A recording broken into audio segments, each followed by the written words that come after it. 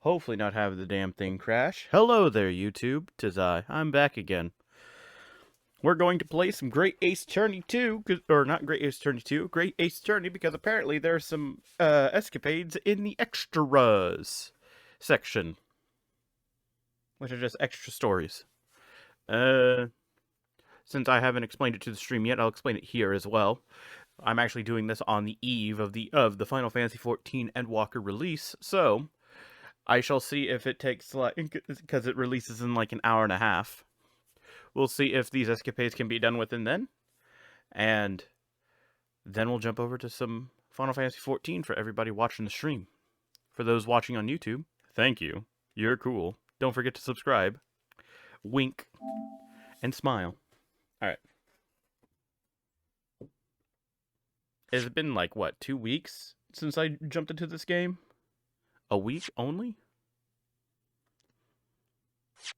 Absolutely love this game. This game is great. Great Ace Attorney Chronicles.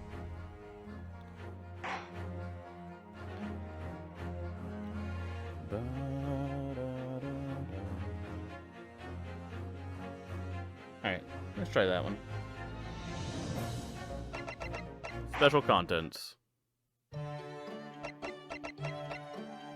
Some short extra episodes. There's a trophy for this stuff. There's also this stuff. Extra costumes. Outfits are only available for use in the Great Ace Attorney 2. Cool. Iris's homemade suit. Iris's homemade dress. That looks nice. I like that a lot. Very humble, in my opinion. And Sholmes' Japanese jumble mix. Quite. I'd imagine this is what he'd actually wear when he goes to Japan. For the time being. We'll turn him off. There's a trophy for going through Great Ace Attorney 2. With that on. Are there any accolades I've accrued?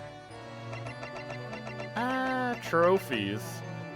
For completion of all the extra escapade adventures. Yep, that's what we're after today. Ace of Spades for having dug around to find every argument about shovels and spades. Darn. I thought I did. I thought I did that. Apparently I must not have. Bespoke Tailor for playing the game in all available outfits. That's cute. I could have done that the first time around, but I didn't.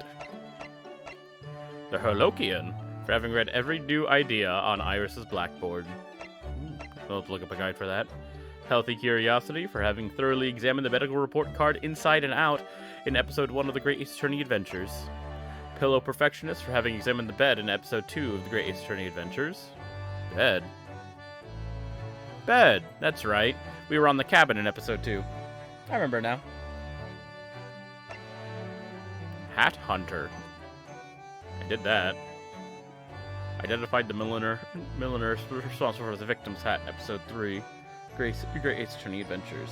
Interesting.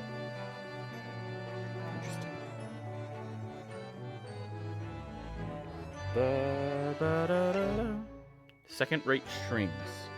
For having examined the violin before talking with Iris about the Wilson topic in episode 4 of the Great Ace Attorney.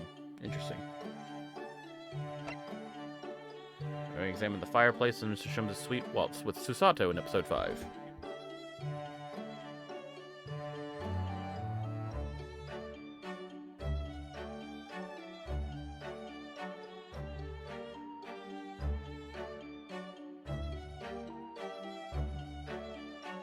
The Woman? I remember this one. This one about Irene Adler. My bad, I looked at my phone. What? Triple question mark. Well, it has the Skulkin brothers on there. So it's probably about the Skulkins. Father Frustrator for having named Taketsukuchi. Oof. Messed that up. Takesuchi. Ouchie. And Yujin Mikotaba as the victim in episode 1. Great. And then I examined that. Examined the bottle before it falls from the table. Made sure to check that.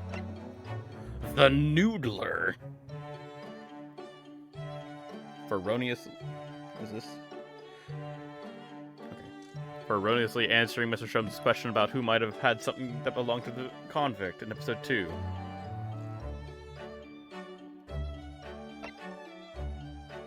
Inspirational Roots for presenting the armband to Lord Van Zeeks. Damn, I should have done that. Best chips in town. Rip. For talking with Gina after Ryunosuke regains consciousness following the incident with Toby. Episode 4. Grace, turning to resolve.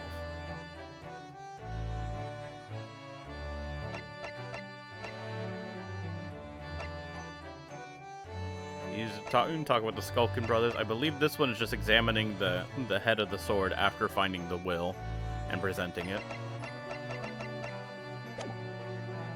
Okay. Let's stop beating around the bush. Let's jump into some escapades. We have 8 episodes. In the first of 8 escapades, Ryunosuke finds 2 troublemaking witnesses from his earlier trial having a battle of words in the defendant's antechamber, leading to a real tongue lashing. You're about to play the escapade entitled Episode 1 in the defendant's antechamber. This escapade includes spoilers about the first game's story. Continue? Yeah. We finished it. 22nd November, 3:08 p.m. Supreme Court of Judicature. Defendant's antechamber. 5. Just look at my priceless treasure now! Myself! I have scrubbed and scrubbed, but the repellent odor of meat will never be repelled from its resplendent surface again! But you have it back in your possession, at least. You should be grateful, old man. How dare you! Excuse me, but I'd just like to get at that Zabuton cushion there if I could. Rest assured, you miserable military malefactor, this is not over. Incarceration awaits those who would defraud a senior citizen for his priceless treasures. Watch your tongue, old man. Mark my words, I won't. Sorry, Sergeant, but could I just get that Zabuton cushion there as well? Oh. I won't go to jail. Never. Imagine if I did. The very next day, my boy would starve without the chain of command in place to provide for him. Using a child to protect yourself? Myself, I call that absolute cowardice. Oh, really? And who just employed the old, poor, defenseless senior citizen tactic, huh? The only way to fight an enemy who's using underhand tactics is with a tit-for-tat strategy. Sorry to interrupt again, but I just need to get that Western-style cushion there on the sofa. Enough of this insubordination. What do you want, man? Please don't mind me. Aha! Do my eyes deceive me? Or is this the wide-eyed criminal from the trial before? Wide-eyed, perhaps, but criminal, no. But what is this unhealthy fascination you exhibit with the seating arrangements of others, Why were you peering under the cushion of this upholstered seat? Well, the thing is... Any luck? Did you find it? No, sadly not. I don't think it's here, Kazuma. You really are a liability, Ryunosuke. Report! At once! Have you lost something? Is that it? Yes. We were just on our way to a party to celebrate my friend's victory here when... I realized that my university pin badge was missing. A university pin badge, you say? Yes, from my collar here, you see? Affirmative. Uniforms must be kept in prime condition at all times. A missing badge is unacceptable. I thought if I looked around, it would probably turn up somewhere. Like the old tale of the Koban coin in the stake. A parable of which I am acutely aware. But I've exhausted my search now, really. The illogical conclusion that someone must have stolen it. Don't look at me! I don't just find any old metal objects irresistible, you know! Imagine what would happen if little Trooper Ido here swallowed something like that. I'm afraid we'll have to give up, Ryunosuke. Still, if you tell the office your student number, they should be able to issue you with a new one. What's the matter? Don't tell me. Yes, I don't remember my student number. I don't believe it. I mean, this is the second time you've lost your badge, isn't it? Third, actually. If you didn't think you could remember it, you should have made a note of it somewhere. I told you that until I was blue in the face the last time this happened. Yes, I do seem to remember someone telling me something along those lines. It was you, was it? I can't even remember who told you that you needed to remember it. Well, student numbers are 6 digits, Kazuma. Who could remember 6 whole digits? Yume isn't exactly a long-established university, you know.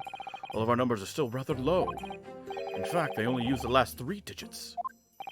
Well, that might help, I suppose. That might help? Ryunosuke, it's only 3 digits you needed to remember. Just 3! Sorry, my brain is such a disappointment. Yes, well, anyway, young man, myself, I was greatly impressed with you in the courtroom today. Oh, you mean me? A lawyer already, before you even graduated. And just a loyal friend to this one. This one? What's that supposed to mean? Oh no, I still have much to learn. In fact, that was brought home to me in no uncertain terms only last year. My Achilles heel was spectacularly exposed by my best friend here. Indeed. What? By me? It was the first I've heard about it. Yes, by Ryunosuke Naruhodo. You can't have forgotten, surely. It was last summer, at the speech contest. The speech contest? Oh, that! Contestants had to take to the stage and deliver a public address on any subject they chose. We were competing to give the most compelling and powerful speech. And yours was great. Made a huge impression on the audience. Obviously, since I was a budding student of law, I was determined to win. And sure enough, one by one, my opposition fell. And I reached the final at last. I came up against you. Yes, so you did. Not being rude, but when I first laid eyes on you, I thought to myself, this cheeky, wide-eyed no-hoper is out of his depth. He's going to be a pushover. That's your version of not being rude, is it? Well, I paid for my complacency, because it brought on that humiliating defeat. Defeat? How are your ranks compromised? My speech was going very well. I had the audience in the palm of my hand. They hung on my every word. And then, when I came to the very last line... Yes? What happened at the very last line? It was supposed to be a climactic end. Unfortunately, I completely fouled it up. Never! You mean, you stumbled on your words? Spectacularly. Even now, I can't believe I ruined it. Well, what on earth did you say, man? Ryunosuke, you'd better say it. I still can't get my tongue around it. Sure, of course. I can still recall it perfectly. What you said at the end of your speech, or rather, what you intended to say at the end of your speech, was this. So arise, ladies and gentlemen, and applaud our forefathers' plight and the fight for filial piety.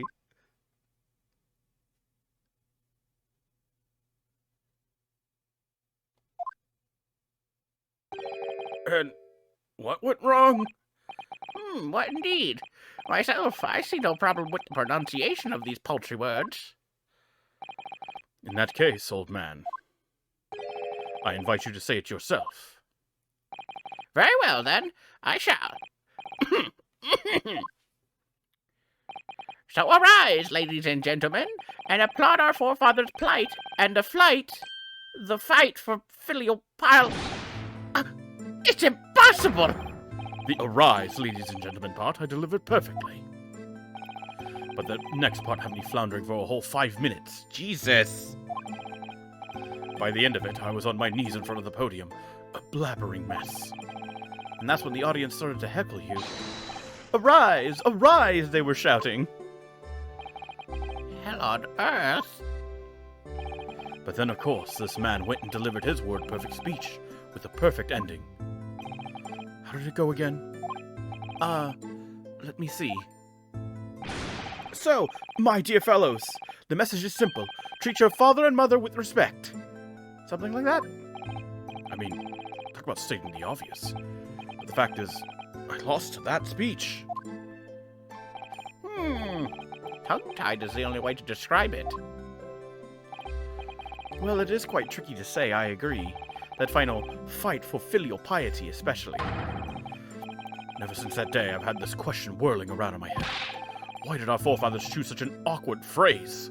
Was it to mock their children? I mean, it should never have been called filial piety in the first place. Ah! At least you're going to Great Britain soon. Might not come up much there.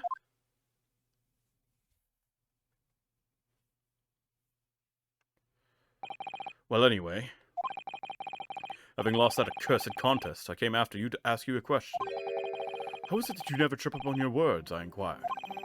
And he just gave me a broad smile and said, speaking fast is my hobby. I mean, really? What kind of hobby is that? Do you think you could take your hand off your sword? Besides, it's just a way to pass the time. After that, you started talking at me 10 to the dozen, like you were possessed almost. Honestly, you can't imagine the shock I suffered that day. You really can't. You're right. I really can't. Speaking fast is just the sort of hobby I'd expect a civilian like you to waste his time on. Well, you have to practice, of course, but there are some simple things to start with. Like this famous one, for example. Swift samurai sword swipes silently sideways. Ah, yes. Even a decrepit tongue in an ailing frame such as mine can find its way around that one. I've no doubt. It's just a bit of fun, really. I can't imagine anybody would struggle to say it. Isn't that right, Kazuma?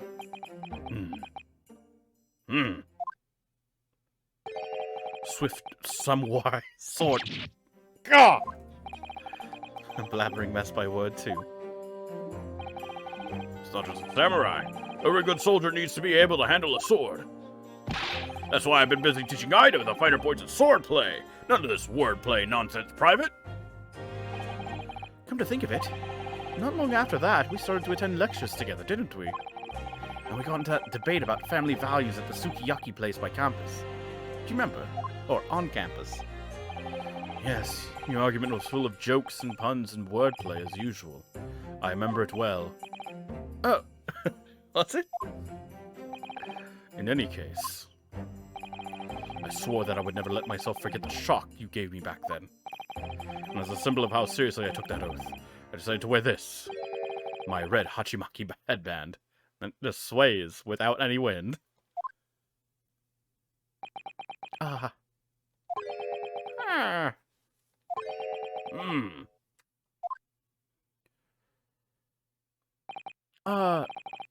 Sorry, Kazuma. Yes? You've lost me there, I'm afraid. I don't see the link. What does your red headband have to do with your oath? Because it will always remind me of that smug look on your face as you utter those tantalizing words. What words? You mean another tongue twister? I practiced until my tongue bled. But in the end, I mastered it. Mastered what? Well, I think it's time you heard this, actually. Listen carefully now. Here goes. Red headband, lead headband, dead headband. There. Word perfect, see? I'd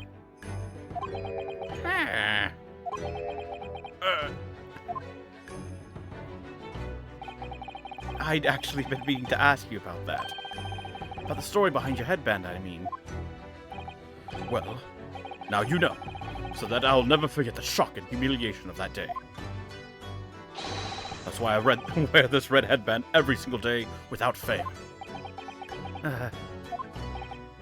Well, I don't know exactly how much of a shock you think you had back then, but it can't be more than the shock you've just given to me now. What do you mean? Well, I'm sorry to have to tell you, but the tongue twister I said didn't go the way you seem to have remembered it. Huh? It's just as famous as Swift Samurai Swords, so I can't believe you don't know it, really. It goes, red bread pan, lead bread pan, dead bread man. Wait, what? Dead bread pan? Oh. It seems I've knocked some wind out of that headband of yours. It's not too late, Private. You could always start wearing a red bread pan on your head instead. Your youthful vigor is manifest, young man. Your cheeks are glowing redder than your hachamaki. Ah! Why do so many words have to be so similar? So, looking forward to Great Britain then? Where you'll have to deliver speeches in court, in English. I suppose I can always God damn it! I suppose I can always sell seashells on the seashore. Nice try, Katsuma.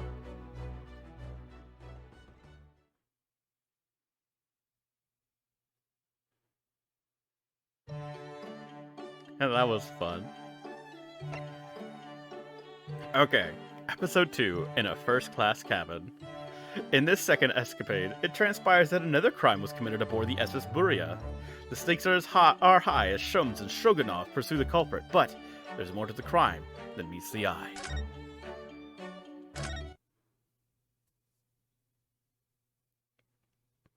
Oh, truly exciting, my dear fellow. 6th January, 6:23 p.m. SS Buria, first class cabin, number 1. I believe this is Kazuma's. It's almost 2 weeks now since we left Japan. Can't believe how quickly time has gone. So, our next port of call will be Shanghai.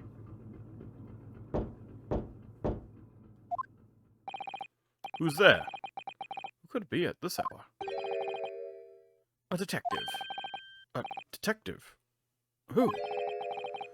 A great detective. I don't get it. What's a great detective? If you would just be so kind as to open the door. Yes, sorry, of course.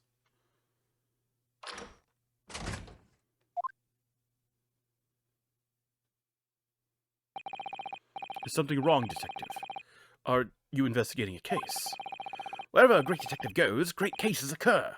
Indeed, I am the root of all evil. Sorry. Then I don't think I want you in my cabin. Under our very noses on the steamship, a terrible theft has just occurred. What? You noticed, I presume, the brief power failure a short while ago. Yes, the power couldn't have been out for more than 10 minutes, though. Indeed. Yet there was ample time for this wicked crime to be perpetrated. I see. Well, clearly it's a case that needs investigating. Precisely. The culprit ran away in this direction, down the first-class cabin passageway here. Really? The thief came this way? I'm quite sure of it. It may have escaped the attention of the dim-witted crew, but not of the great detective. To that end, I would be obliged if you would allow me to investigate here in this cabin. Well... How curious. Is there some reason why it would inconvenience you to have your cabin searched? Inconvenience me? Well, I'd be lying if I said no. After all, there's a stowaway in that wardrobe right over there. It's just me in here, you see. No one else. So you might perhaps want to focus your attention on one of the other first-class cabins. As it happens, you are the only first-class passenger at present. The other cabins are vacant. Oh.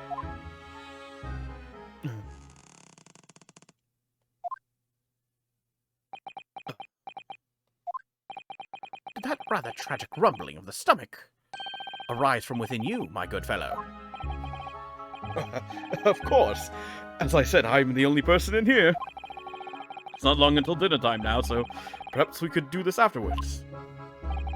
I do apologize, sir, but it is of the first importance that the investigation is not delayed. Now, if you'll excuse me. Where did he go? How did he suddenly move all the way over there? Yes, without a doubt, the culprit were to be hiding in this cabin. It would have to be inside this wardrobe. I shall need to examine this wardrobe thoroughly. I presume you have no objection? I'm sorry, but I'm going to have to decline. Really, you won't have...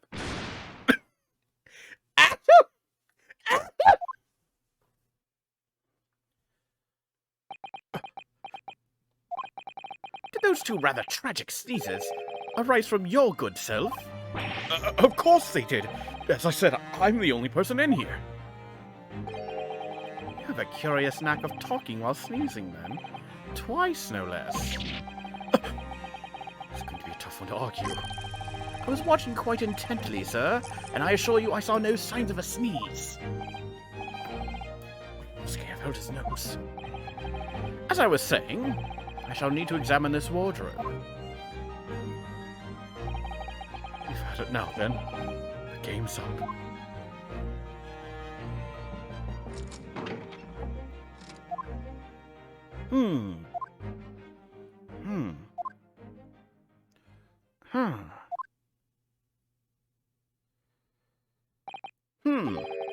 Nobody hiding in there, it seems. What? You seem surprised. No, not at all. Yes, I am. He was in there for sure. I shut the doors on him myself. Oh? More visitors. Who's this now?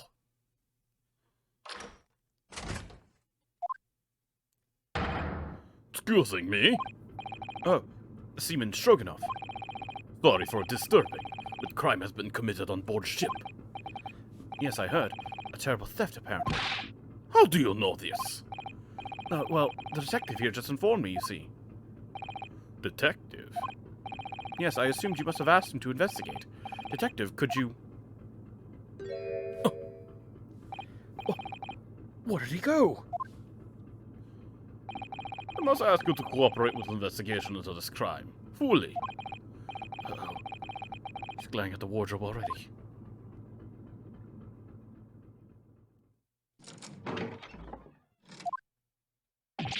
Ah!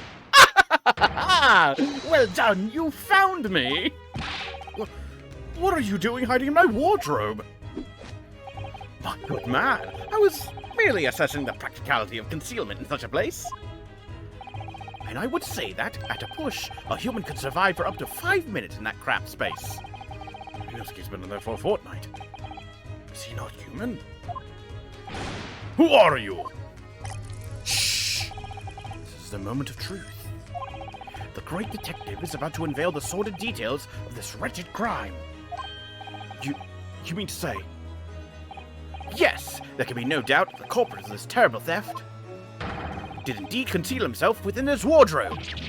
What? But that's impossible. He couldn't have done. Because my best friend was in there the entire time. Or at least, I thought he was. How can you be sure of this? Elementary, my dear fellow. The criminal left behind the most revealing evidence.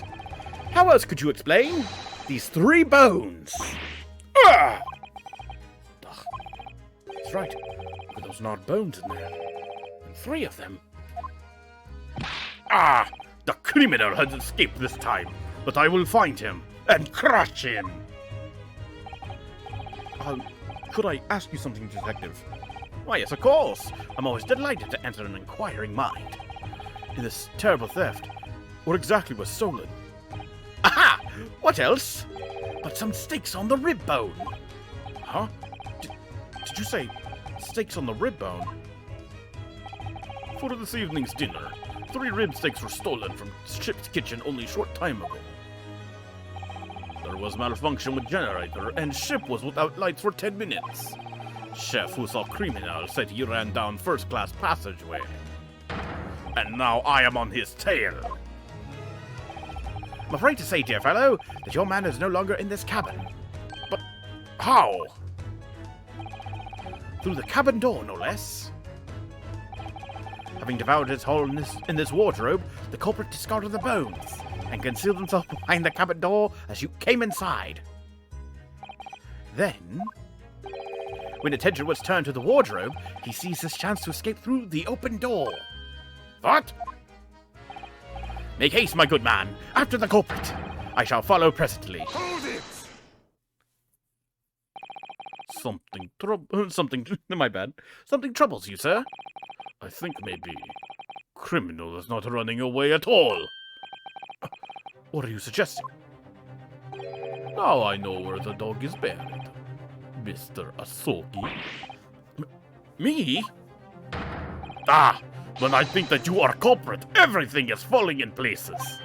The criminal that disappears in first-class passageway, the bones in the wardrobe, all clues are pointing their fingers at you. Don't be ridiculous. I would never. Yes, of course. I established at once that you couldn't be the perpetrator of this crime. You did? Why? How are you so sure? My dear fellow, there are but two things in this world on which one can rely with total certainty. What two things? The first is the word of a great detective, and the second...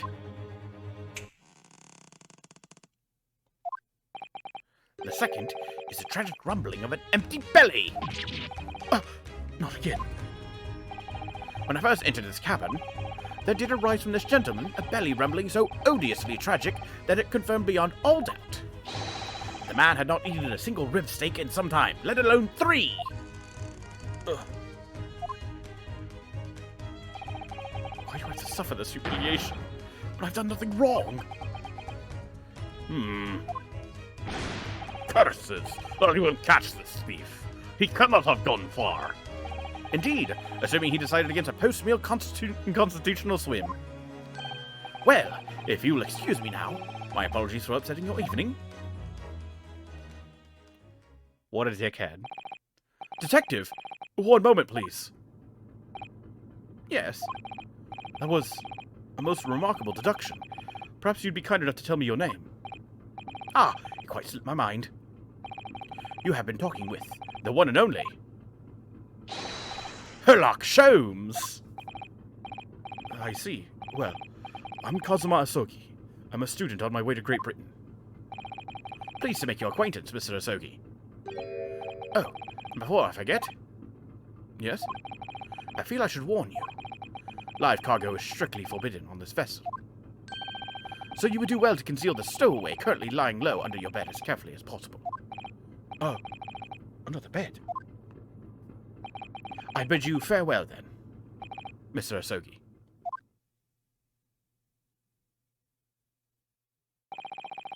He's uncovered our secret. I suppose I should have expected nothing less of a great detective.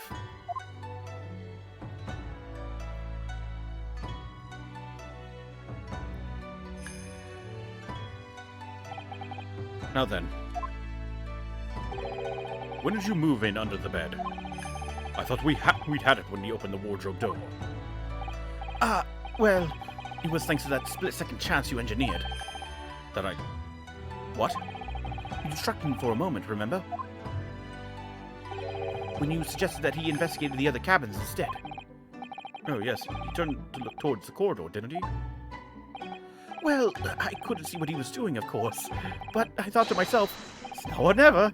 The next thing I knew, I was under the bed. You really know how to give me a scare, don't you? Anyway, what's all this about the rib steaks, huh? Sorry about that. I've just been so hungry. Ever since we left Japan, stuck in that tiny wardrobe. Well, you should know. You've been splitting all your meals with me. You must be starving too, surely. Right, aren't you? And there was that power cut before, wasn't there? For about 10 minutes. So it was then. I caught whiff of the most delicious smell. And I thought to myself, it's now or never. The next thing I knew, I had the steak in my hands. This man just can't help getting himself into trouble. Well, alright, you were hungry. But 3 steaks? Thanks to you, 3 crewmen are going to go without tonight, I imagine. No, it was just the one. What? I only took 1 rib steak from the kitchen, that's all. But I don't understand. Hey, I'm not that selfish. If I'd stolen 3 steaks, I'd have at least tossed 1 your way. I'm not your pet dog. Well, in that case, who stole the other 2? Do you think? Could there be a ghost on board? Meat-loving ghost? It can only have been a single bone in the wardrobe when Ryunosuke moved to hide under the bed. Which means that the other 2 bones can only have been put there by one very flesh and blood person.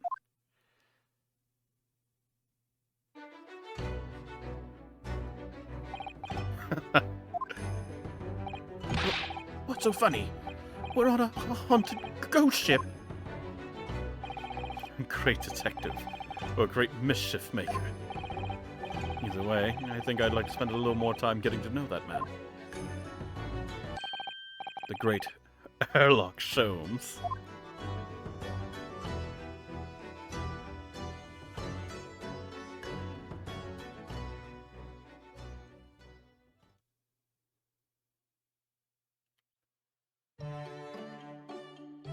So that was the first time they met, huh? Interesting. Episode 3 at the British Supreme Court. This escapade takes place as Ryunosuke and Susato visit Lord Strongheart to report on the outcome of Mr. Natsume's trial. They find a flustered Inspector Gregson attempting to solve a very taxing problem before his time runs out.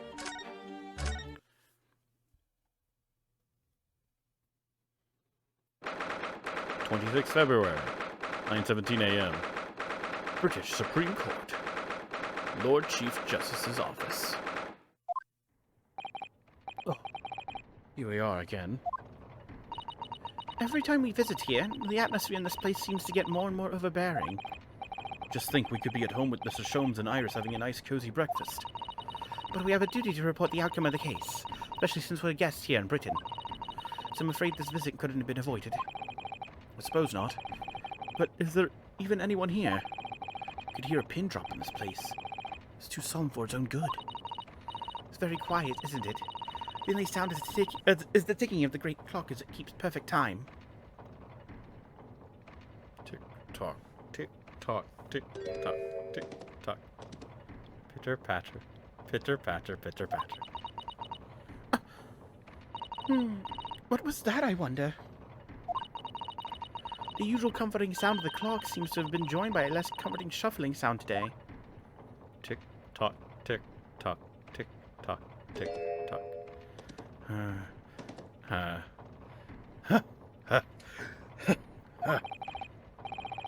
You're right. Something's disturbing the rhythmical ticking. Sounds rather like an unfit middle-aged man running from pillar to post. Clumsily. Oh, you call it unfit!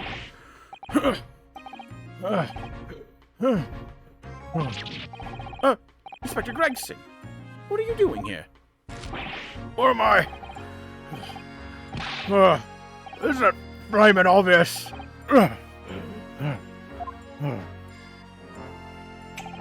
58 seconds remaining, Inspector. Not to talk later, sunshine!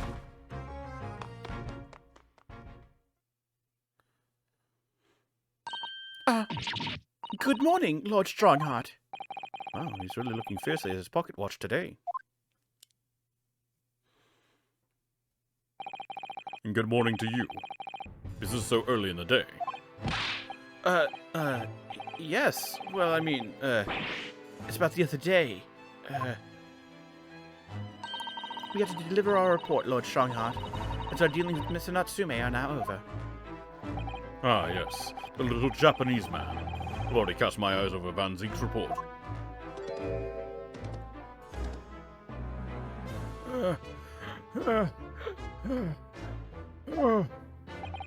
I must say, the outcome surprised me. I thank you for a job well done. You are too kind, my lord. It's not here! It's not there! It's not over there either! I hope you don't mind me asking, but what exactly is the inspector doing? He's been herring around between the bookshelves looking beside himself with worry. He's looking for a particular work. The Lion's Pride. Oh, now there's an all too familiar title.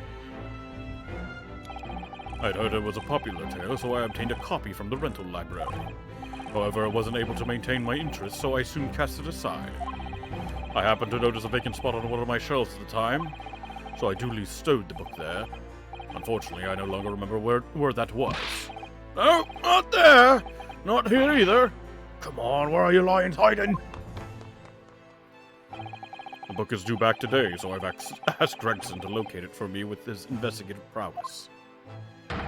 Inside 5 minutes. I must say, I've never seen anyone working so hard to find something. He's like a man possessed. Yes, that's because the month's salary is staked upon the outcome. At whose instigation? I mean, yes, this stony-faced lord. And the 5-minute time limit? What's the significance of that? There is none. Just my vulgar, mischievous spirit showing itself, I'm afraid.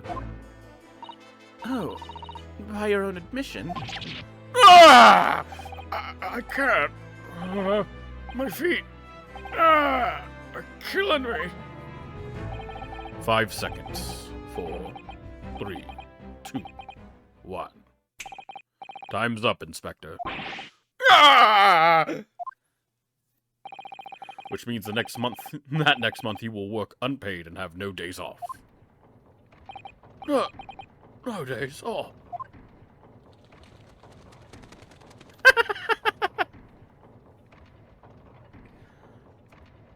The Dubs. There they go. Your day's off. Goodbye. There really are just so many books here. It's overwhelming. For some, perhaps. I purchase every book, new or old, on the subject of law from all over the globe. Wouldn't have believed it a few short decades ago. A place like this couldn't have existed. What do you mean, Inspector? When I was a lad, no one ever dreamed of buying books. Oh, I see. Western books are such luxury items, I suppose. Their leather covers and fancy bindings. No, that's not it. Ah. There was a tax on paper, see? On paper? Yeah, I mean, it was abolished about 30 years back now, but it used to be the case. There was a tax levied on any kind of paper. So obviously that meant most folks couldn't afford to buy any books at all. Ah, so is that why places like the rental library you mentioned before came into existence, Lord Strongheart? Indeed. Vestiges of the paper tax system, you could say. The general public considers books as items for hire. London is home to a vast lending library of some 3.5 million books. You couldn't hope to read all of that, even if you were reincarnated 10,000 times. Even I would choose to rent a book rather than purchase it, if I knew I would read it infrequently. The subject of taxes actually surprised us already in the last few days. It came up in Mr. Natsume's trial. It seems that the window in his room was filled in due to some kind of window tax. That would be true. Fortunately, the window tax was abolished here some 40 years ago. Sadly, in the East End in particular, many windowless houses remain. Britain's always had a bit of a thing for tax and stuff. Whatever they can tax, they tax. Sugar, salt, tea, coffee, you name it. Candles, beards. Wait, sorry. What was that last one? Did you say beards? Yep, a beard tax. Never heard of it. Never. Why should people have to pay money just because they let their facial hair grow? May well ask. Suppose because it makes them look self-important. The Naruhodos have a strict family policy of no facial hair, I think. You can relax. The beard tax was confined to the annals of history, not annals of history long ago. Even so, it's clearly something the British really love. Paying taxes, I mean. Paying them? Who got that back to front, sunshine? But you can't deny you've had a lot of funny taxes over the years. You never find anything like that in Japan. Would you, Mr. Sato? In actual fact, I'm afraid to say that you would, Mr. Naruhodo. What? No. You don't mean... Surely there's never been a window tax in Japan. No, but there have been similarly obscure taxes. For example, in the Edo period, there was a frontage tax. What was that? It was a tax not on windows, but on the entrance to properties. The larger a property's entrance was, the greater the tax that was levied on it. Even today, some mansions survive with extremely narrow entrances due to that old form of taxation. I had no idea. Huh. So you Japanese are as twisted as us Brits. But We never had a beard tax. I mean, that's really going a step too far. Well, no, that's true. I'm not aware of any taxes for beards, at least. What do you mean, at least? Well, rather than tax them, the shogunate did once prohibit them outright. The ruling class prohibited beards? It was called the Great Beard Prohibition. It was an Edo period edict. But why did the powers that be want to ban beards? Because it makes people look self-important. Just an idea. It would seem that rulers in the East and the West have very similar ideas over the years. There have been other unusual taxes in our history, even in our current Meiji period. There have? For example, though it was before either of us were born, there was a rabbit tax. There was a tax on those adorable fluffy creatures, like the ones who make mochi sweets on the moon. Yes, and it was an extremely large tax, too. The government demanded extraordinary sums of money. This just gets stranger and stranger. What was the reason for that bizarre tax, then? Well, after Japan opened its doors to the world, there was an unprecedented rabbit boom in the Meiji capital. A boom? Yes, keeping rabbits became hugely popular, and new species were traded at exorbitant prices. People were even swindled out of all their money for exotically colored rabbits. Like colored chicks, I suppose. I'd imagine, though. I was so timid and quiet. I thought one could bankrupt you. So in response to this worrying social vogue, the government imposed a rabbit tax. I suppose they couldn't just ignore the problem. And it worked, because the rabbit boom came to an abrupt end. 6 years later, the tax was abolished. Well, I hate to say it about my own country, but Japan is strange. But there's more. After the rabbit tax was abolished, then, of course, society reacted by launching straight into a second rabbit boom. Oh dear. The government didn't think that one through, did they? Your ideas about the world are very much altered by the position you hold in society. If you are responsible for the running of the country, you will feel the need to raise revenue keenly.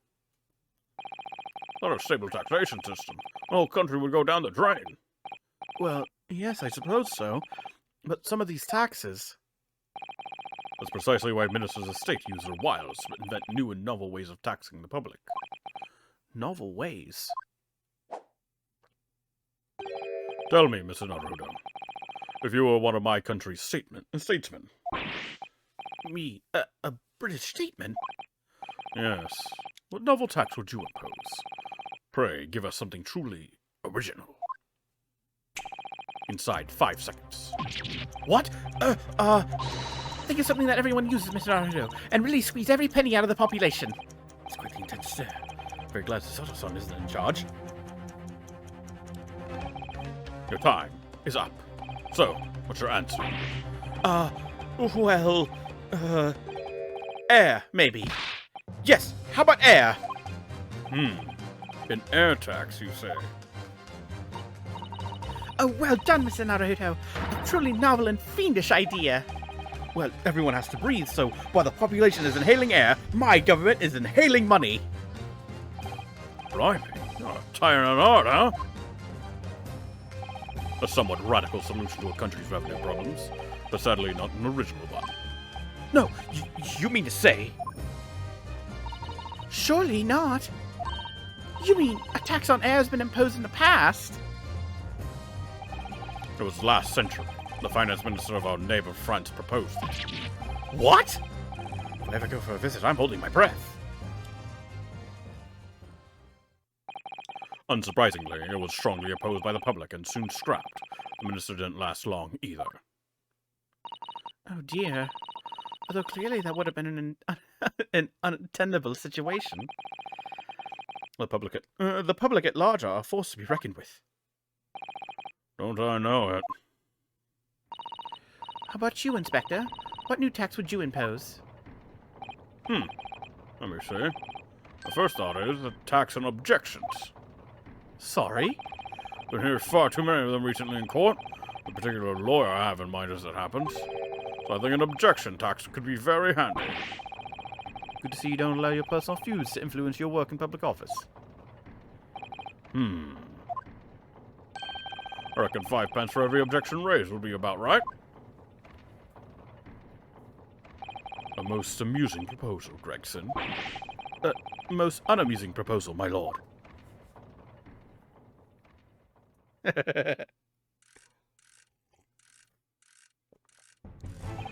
Well then, I think it's your turn now. Sorry, my turn for what? Why, what else? To locate my missing copy of The Lion's Pride.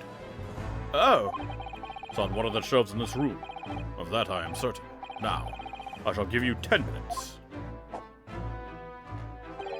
And let's stake your student stipend on it, Fail to find the book and you forfeit next month's payment. Objection! Your time starts now. Oh, and one more thing. I believe you just said the word objection. Kindly leave your 5 pence over there before you begin combing the shelves. This tax is going to be the death of me.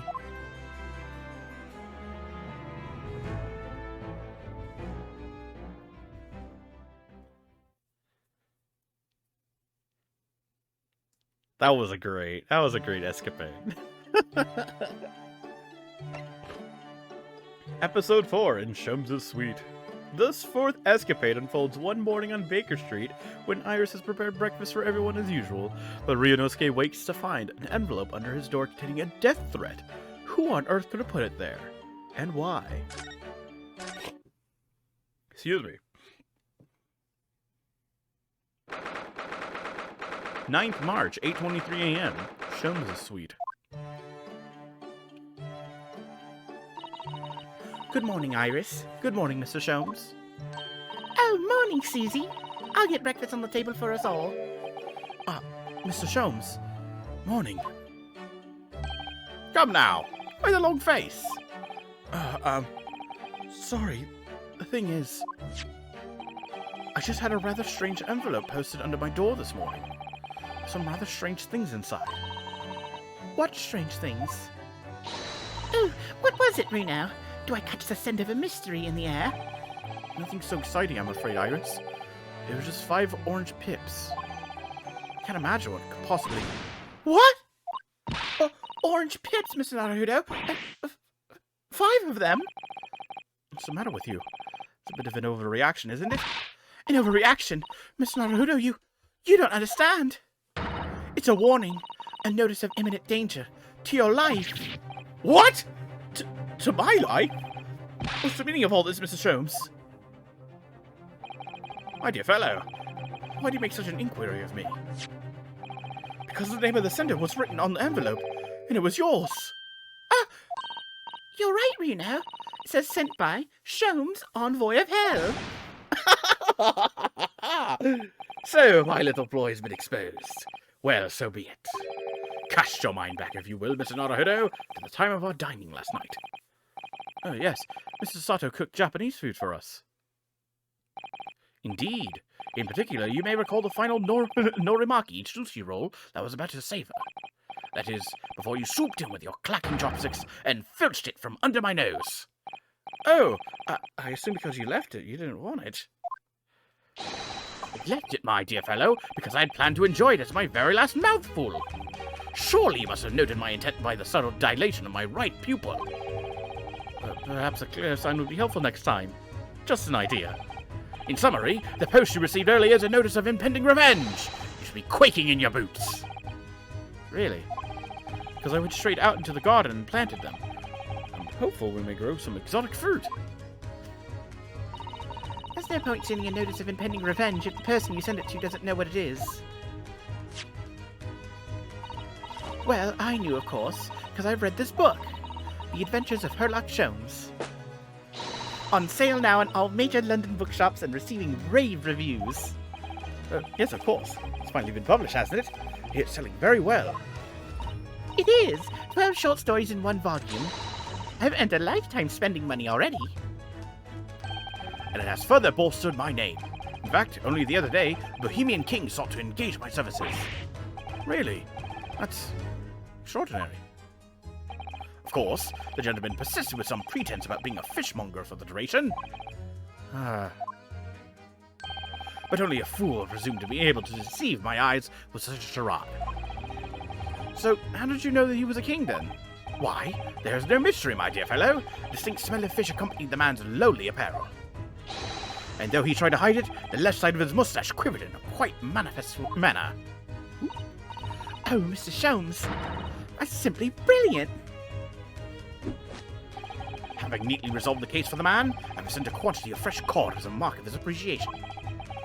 I think perhaps you shouldn't discount the possibility that he actually was a fishmonger.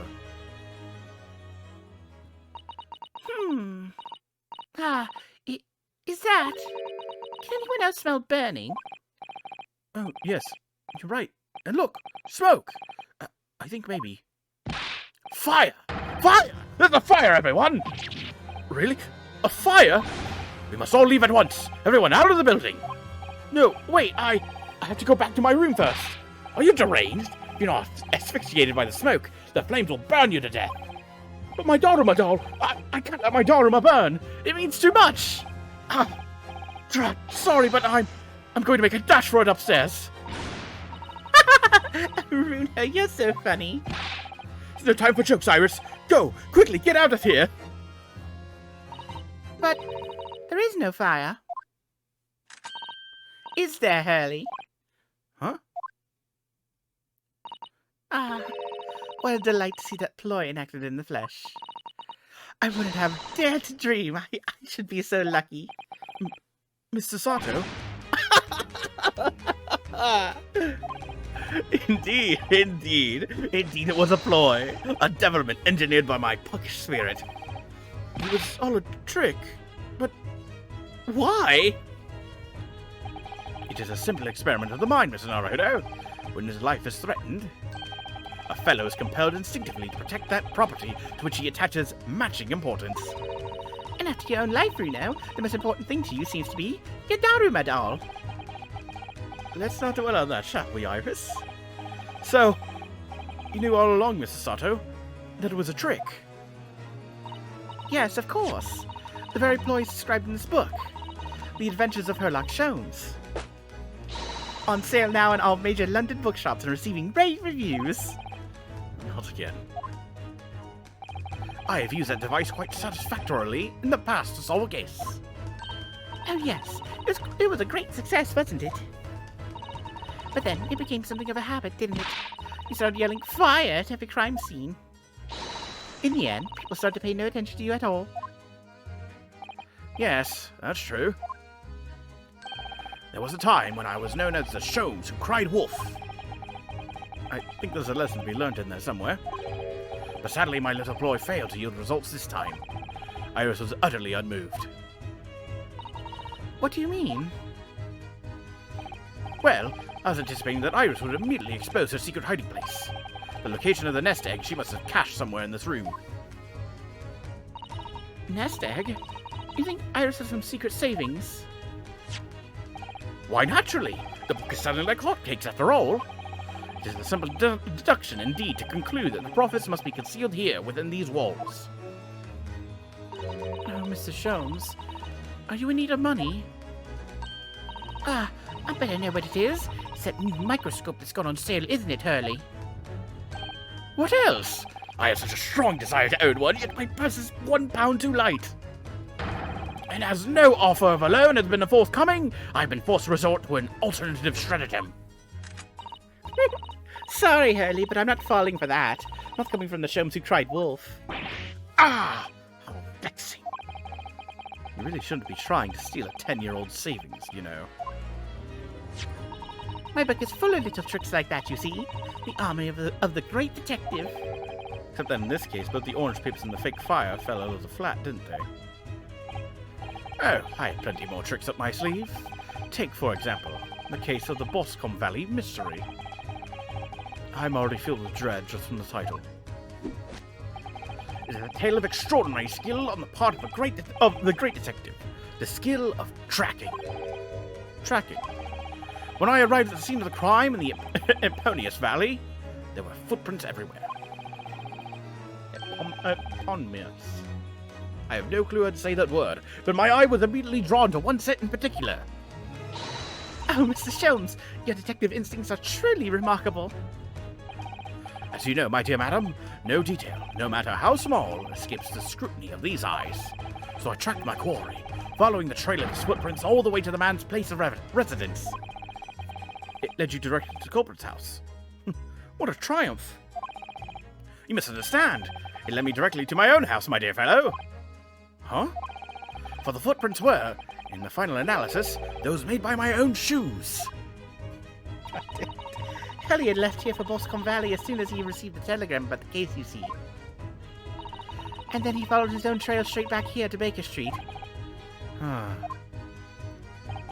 Now, Iris, please, make it sound almost humdrum, but I assure you it is no easy feat. Tracking of this nature, the skill possessed only by the great Herlock Sholmes. You're right. It really is extraordinary. Quite so. Extraordinary is the word, and let it be the last on the subject. Anyway, needless to say, I subsequently went on to solve the case with various other deductions. Yes, there's various other deductions that I'm interested in. Ah, well, you shall have to read the book then. I'm sure Iris has penned it with her usual flourish. Oh, absolutely. I put an ingenious spin on the great detective exploits. Must have been very ingenious to make this man sound even remotely credible as a detective. Wait. Is that... Does it smell like something's burning again? Bad enough devilment for one day, Mr. Sholmes. Put your puckish spirit to bed. I assure you, this has nothing to do with me or my spirit. What? Oh no! The smoke is getting thicker! You mean, it's not a trick this time? There really is a... Fire! Fire! There's a fire, everyone! Mrs. Sato, where are you going? Stand aside, Mr. Naruto. Ah! Easy, Sholmes. What are you... Mr. Sholmes? Why you just chuck that bust of Napoleon on the floor? Oh, look at that. Amongst all the broken porcelain. Coins. Sovereigns, in fact. With a whole pound each. Come, everyone. We must leave at once. Evacuate the building.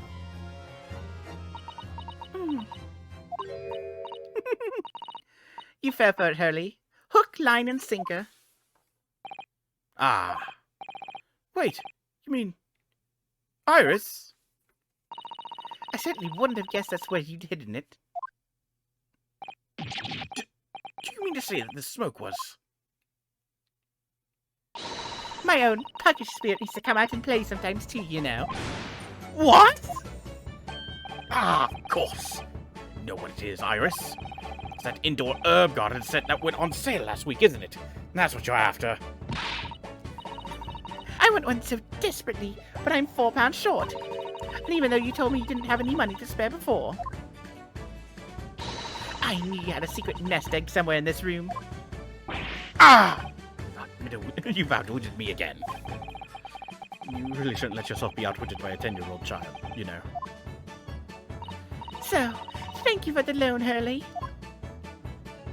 Oh, but wait. What's the matter? Where's Susie? She disappeared. Oh, yes, that's right. She ran off up the stairs before, didn't she?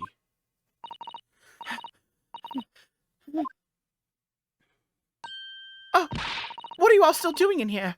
We have to evacuate. It won't be long before the fire is...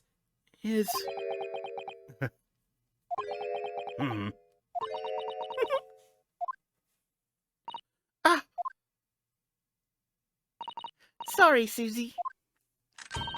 Children will get up to mischief once in a while, you know, but it's all perfectly harmless. Harmless, maybe, but oh so devious.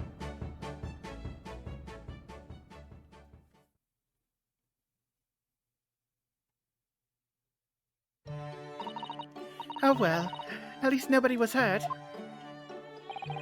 Apart from Napoleon, my secret hoard. Now, tell us, Mr. Sato, what is it that you went so fleet-footedly to fetch? Sorry? Oh, no, nothing. This is just... No, this is nothing. Susie, that's your notebook detailing all of Runo's trials, isn't it? It's bulging at the seams. What?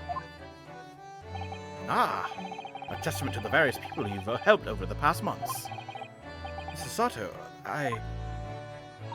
Well, I am your judicial assistant after all. I would do anything to ensure the safety of these records. Even risk my life if necessary. I mean, it's very important to me. It's like a diary of everything we've achieved together. I'm getting all teary-eyed now. Yes, in stark contrast to a certain someone who would have fetched his Daruma doll, I must say.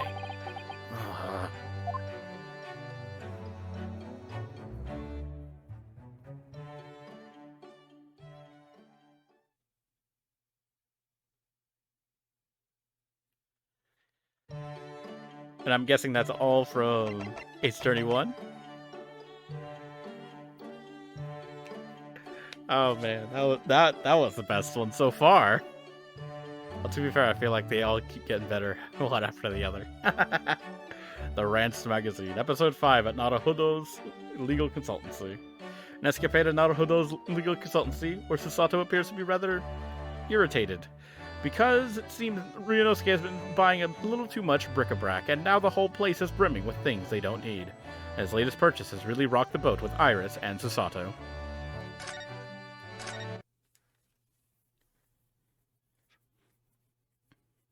Bric-a-brac? Like what? 5th March, 2:40 p.m. Naruhodo's Legal Consultancy. Hello, I'm back. Oh, hello, Mr. Naruto. Did you have a good outing? Hi, Reno. What's the matter? Your eyes are as big as dinner plates. Iris, I wasn't expecting to see you here. I just made some tea, Mr. Naruto. Would you like a cup? A cup or two? Yes, definite tea.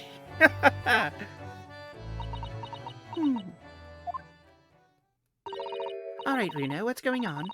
You're acting extremely strangely. What? Me? No, not at all. I'm as normal can be. Normal tea itself. See? Not again, Mr. Naruto. Sorry. Not what again? What do you mean, Susie? Whenever he goes out on his own lately, he always seems to come back with a peculiar new purchase. Peculiar? Peculiar? What's peculiar about the things I bought? You seem to think that anything British is a curio you simply must have. You keep buying things bric-a-brac even though you don't know what they are. Well, there are rather a lot of bric-a-brac shops and pawnbrokeries and the like around here. It's when I've been to Lord Strongheart's to give my weekly report. I was so nervous beforehand. On the way home, I just find myself in those shops and... Yes, all right, I can't deny it. I bought something. You're right, you can't deny it. But your eyes are wider than ever. You really ought to put up a warning sign about them. They're bigger than some potholes around here. It's hard to resist things in the bric-a-brac shop. It's also cheap. Mr. Sholmes has given me lots of useful advice about how to pick out the real bargains. Must remember, Reno, that Hurley likes to have fun with you. Take his advice with a big pinch of salt. Well, that's true. I think he told me it was a pot stand wasn't a pot stand at all. But I'd never guessed it was a collapsible top hat. No. Uh-oh. OBS disconnected.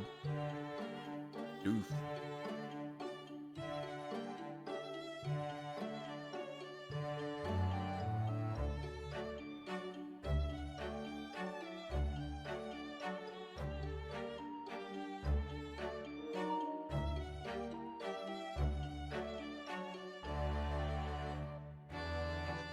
Hold on, wait, guys.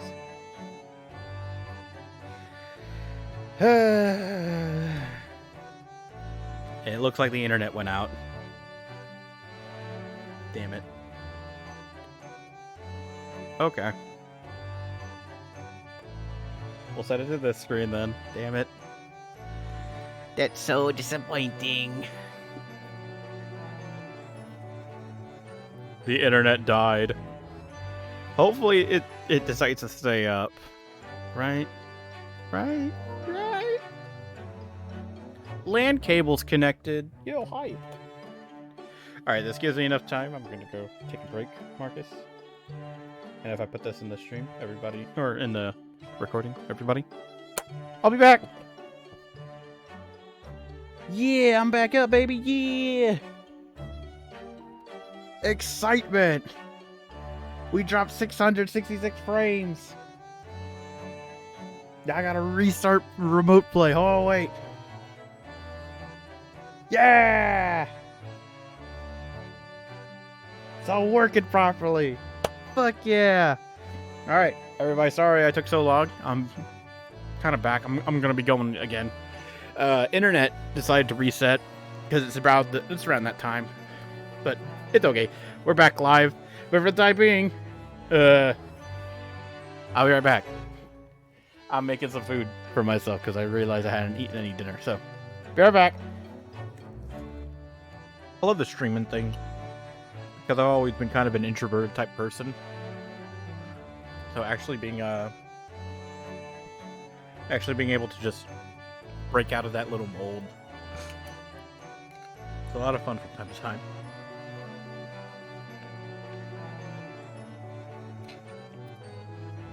So in lieu of that, anybody that's here watching because of me,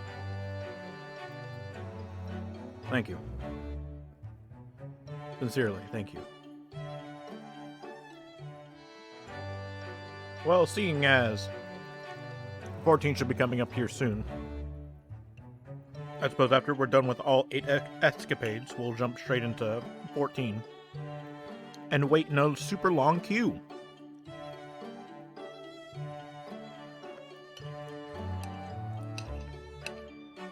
It was great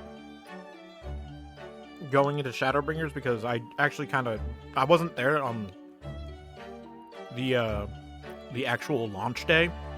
I came by like a couple days after Shadowbringers was released for early access. I think I came in on a Sunday. Not a Sunday, Saturday. And boy oh boy, even just coming in like slightly later, wowzers, dude. It was still a long queue. But man, was it worth it.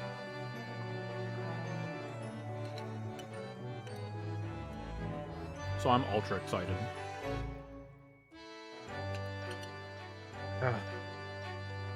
Thank you all for being here with me. Without further ado, let's get back in here. No, and I'd never guess you'd fill up this once empty room so quickly. Honestly, it's overflowing with things we don't need now.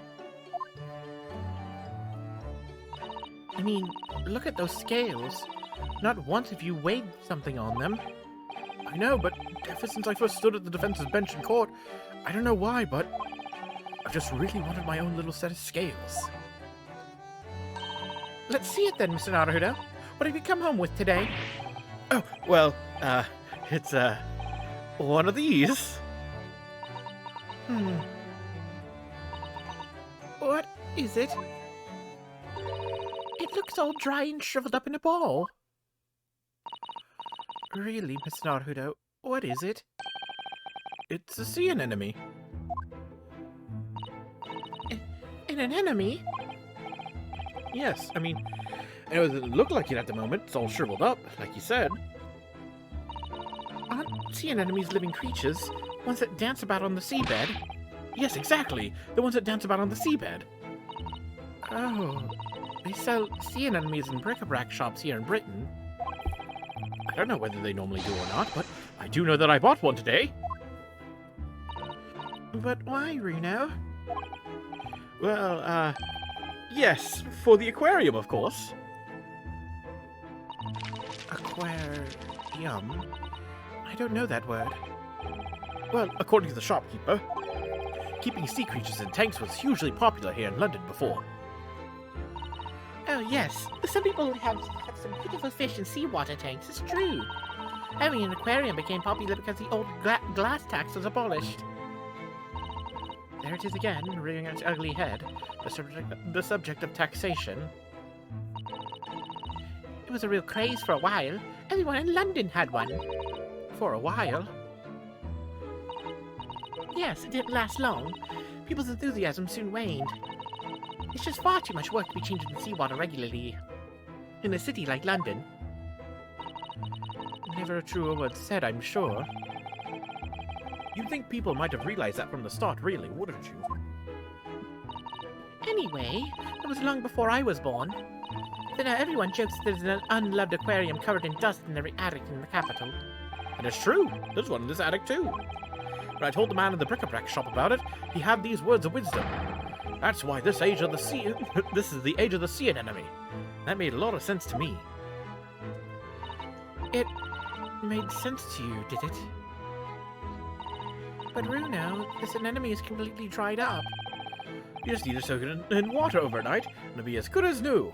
That's what the man said. I'm not sure that it works in the same way as dried wakame seaweed, Miss Naruto. Once I save some money, I'm going to buy some prawns to keep this little fellow company. Oh, how exciting! Your office will be teeming with life. Will it really? Britain's a funny country, though. I mean, a sea anemone craze? Well, they say people in glass houses about comments like that here, Mr. Naruto. Don't forget that there was a very curious rabbit craze in our own country not so very long ago. A mortifying chapter that people will try to erase from the history books 100 years from now, I'm sure. You know, there's another craze as well before the aquarium one. Have you heard of Wardian cases? Wardi... what? No, I've definitely never heard of them.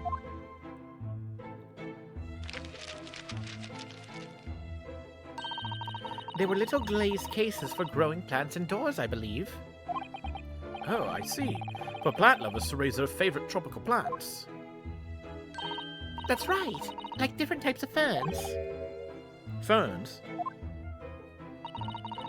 Do you mean those rather dull plants with a lot of fronds for leaves? They're not dull at all. Ferns are lovely plants. I think people wanted to recreate the exotic foliage of the tropics in their own homes. So they grew ferns. I mean, ferns, sea anemones. Londoners certainly have a knack for the obscure.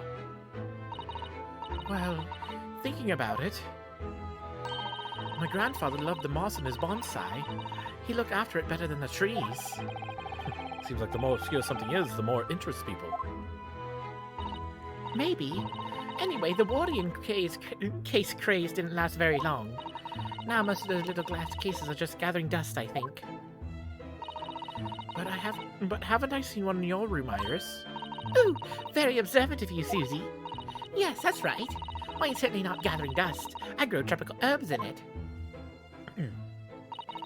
Well, Mr. Naruhodo, I really must ask you to stop all this frivolous buying of strange things. Yes, all right. Sorry. It's just that, well, thinking about Mr. Sholmes's room. He has all sorts of peculiar trinkets lying around. Oh, well, yes, that's true. They seem to be growing in number. Recently, I've noted a blowpipe, a few barrel crystals set in a twisted piece of gold, a gold-rimmed pince-nez. I spotted a small gramophone record in there the other day, so I slipped it onto the gramophone. It was just a whispering voice saying, "Norbury," and nothing more. What could it possibly be about? Those are all mementos of cases that Hurley solved over the years.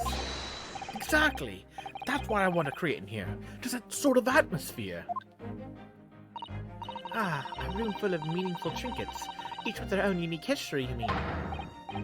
Yes, that! You understand, Mr. Sato? But, Mr. Naruhodo, none of the things you bought for the room have any connection with any of our cases. Don't they? Well, for example, take that splendid but rather weather-beaten top hat. Well, that wasn't used as evidence in any of the cases we worked on, was it?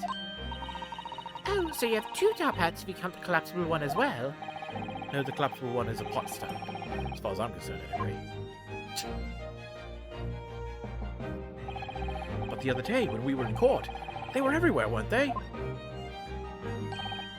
Top hats, I mean. Well, here in Britain, of course, they're the mark of a true gentleman. So it's hardly surprising. A man who isn't wearing a top hat when he ventures out of doors, he'd be looked down upon. Gosh, it has very strict rules, doesn't it? The English Gentleman's Code. Been wondering how I'd look in a top hat recently. After all, my university uniform is black as well, so I think it would be very, very in keeping. Oh, what a good idea. Come on then, Runo. Try it on.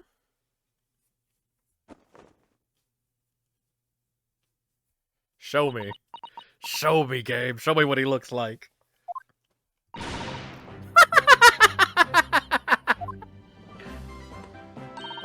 The lesson here, I suppose, is that the juxtaposition of student and gentleman is just so strange and wrong. Well, I'd rather it suit me anyway. I mean, these hats are ridiculous. I'd be willing to bet every foreigner who sees one of these for the first time thinks exactly the same thing. Why is that man wearing a chimney on his head? People in glass houses, remember, Runo? What do you mean? Well, what about Japanese chonmaji top knots? Those haircuts are the height of ridiculousness. Chonmaji?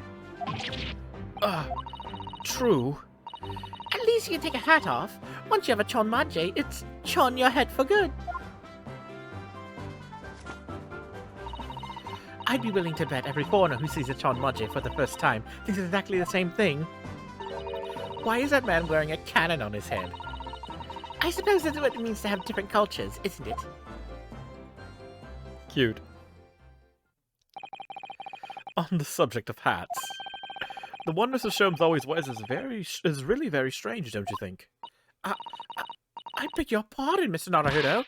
What a thing to say. That hat is the very essence of Mr. Sholmes. Yes, without his deer stalker, the great detective would be unrecognizable. It's called a deer stalker. That's a surprisingly swanky name. It's the hat of a hunter, just like the flat cap. I made up my mind long ago to visit Regent Street and buy one for myself. I'm not sure it's going to fit over your hair. Well, I think it's perfect for a great detective who stalks his criminal quarry. What do you think is strange about it anyway? Well, you've seen it. It has two brims, one at the front and one at the back. Why do you need two brims on a hat? Surely one at the front is enough, no? One moment, please. If you ask me, it's just Mr. Sholmes' madcap personality coming through. But it's so that he doesn't have to think about which way round to put it on or something like that. Mr. Sholmes does not have a madcap personality. He always has a clear head. Deer stalkers were made for hunters who had to hide in thickets when they were stalking their prey. The brim at the back was designed to stop the stalks of plants scratching the backs of their necks. Oh, so that's the reason. Thank you, Iris, for educating us. Mr. Sholmes doesn't spend a lot of time in thickets, though, does he? Well, no, that's true. I'm telling you, it's just his impetuous personality. That's my theory, and I'm sticking to it. Firmly. Ah! Here you all are! Oh, good afternoon, Mr. Sholmes. I've not long since made some tea, Mr. Sholmes. Would you like a cup? I see I've come at a good time, Mrs. Sato. Thank you. Now, I have something I should like you all to see. I've designed myself a brand new great detective's hat. What the? It's a brim. At the front, and at the back, and at both sides. 4 brims in total. Your observation is quite correct, my dear madam. I'm a busy man, you see. But with this hat, whichever way I put it on, I shall always have it pointing the correct way. Oh. With my previous hat, I could, in impetuous movement, wear it erroneously with the brims on either side. That's impressively clumsy, I would say. And I must regretfully say, I think your madcap theory was correct after all. But really, Mr. Sholmes, with brims on all 4 sides like that, wouldn't it just be better to wear a top hat instead? Oh yes, and however you put it on, you'd have a brim all around. What? So true, so true! How could I have been so blinkered to this fact until now? But fortunately, I happen to have 2 top hats here. If you just lift the pot off of it, you're welcome to try that one there. Indeed I shall, my good fellow. Much obliged.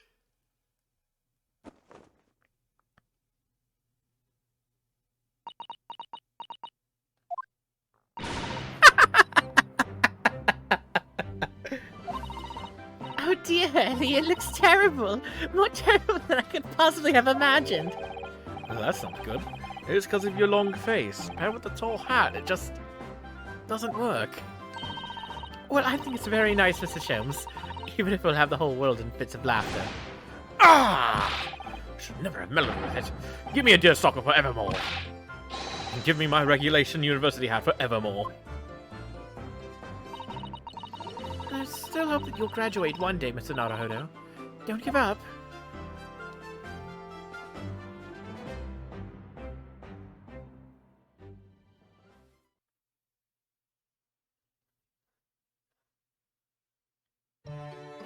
That was wonderful.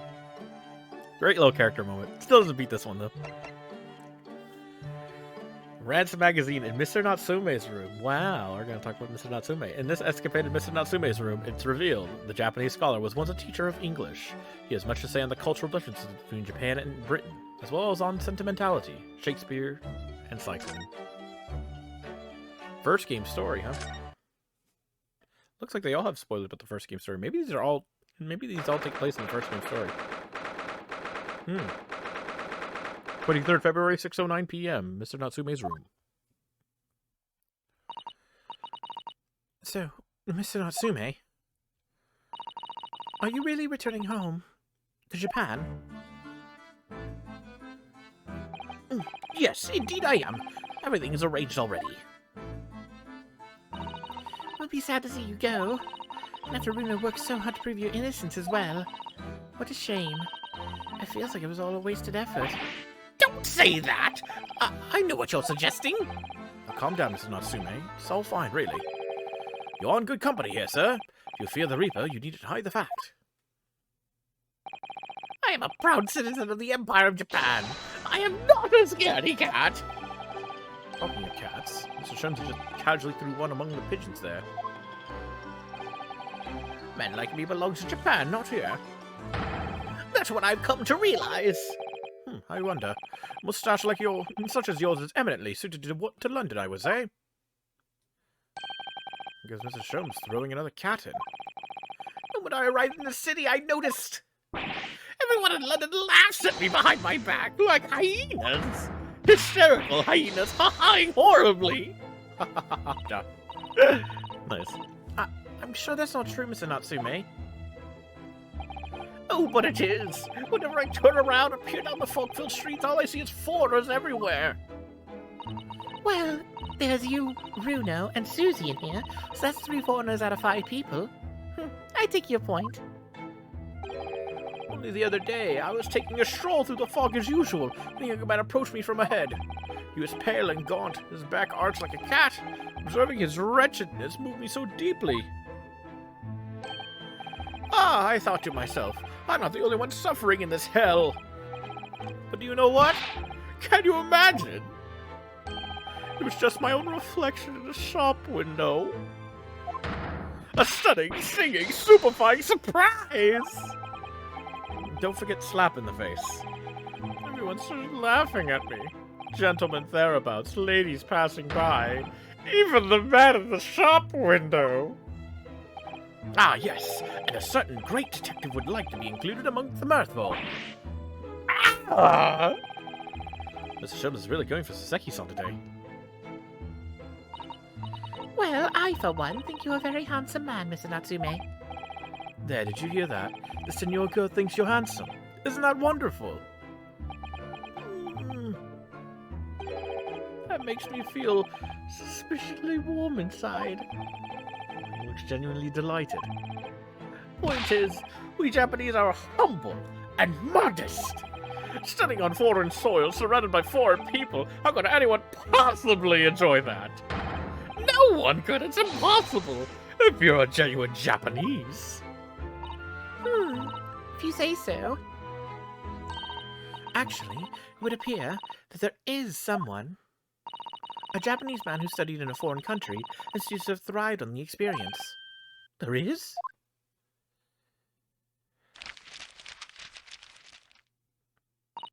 Mr. Ogai Mori. I believe he studied in Germany.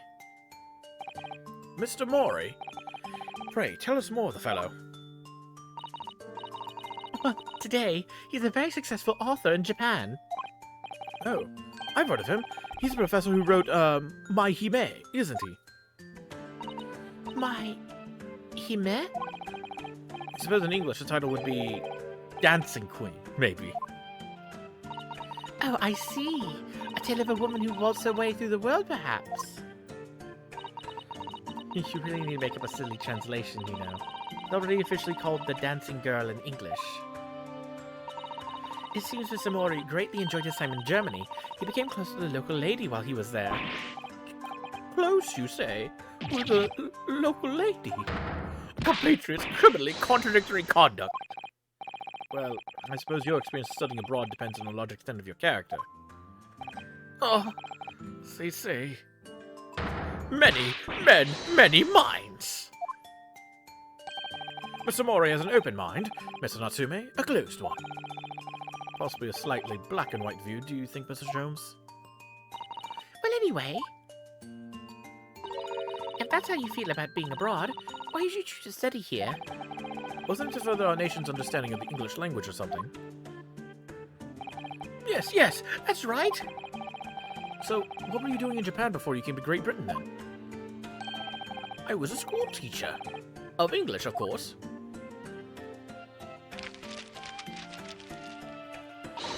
A bit cursory, perhaps, but I managed to discover some information about Mr. Natsume's teaching days. That's just a little outside the field of law, isn't it, Mr. Susato? Well, let me pose you a question, Mr. Naruto. If you had to translate the English phrase, I love you, into Japanese, what would it become? That's easy. Aishiteru or Suki desu.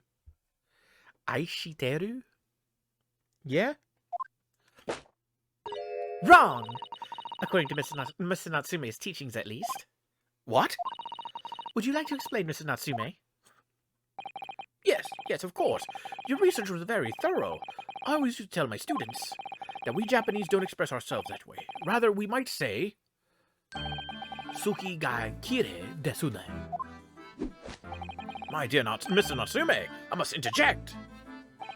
Suki ga kirei desu ne would translate as, the moon is beautiful, isn't it? I know that! The point is that we Japanese are reticent when it comes to expressing our emotions. We prefer to show our feelings of adoration on Suki by appreciating the beauty of the moon, the Suki. Ah, using the Suki to express Suki. Amazing music play on words, I see. No! Or in language you might understand better, bad shows! It's not a play on words, it's subtle, it's humble, it's fleeting and beautiful, it's art! Isn't it just being shy? Ah! My dear fellow, the foreign dancing girl will forever be out of your reach with such an attitude.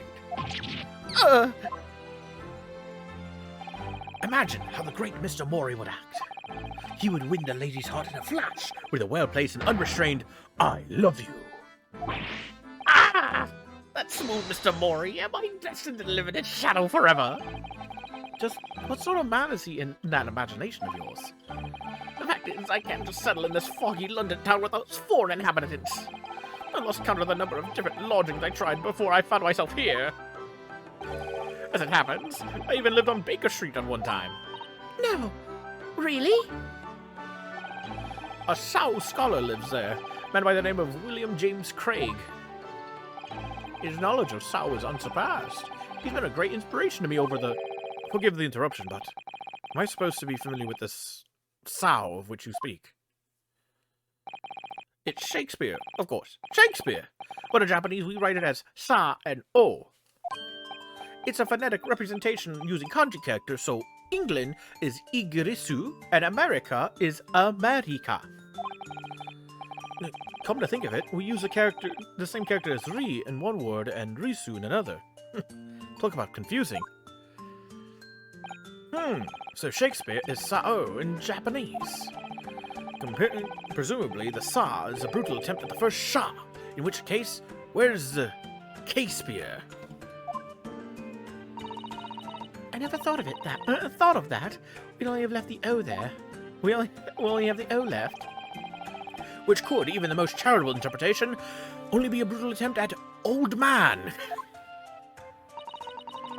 seems to me that whoever had the job of deciding on the characters for his name got bored very early on. Complete kanji character catastrophe! So then, on to the burning question.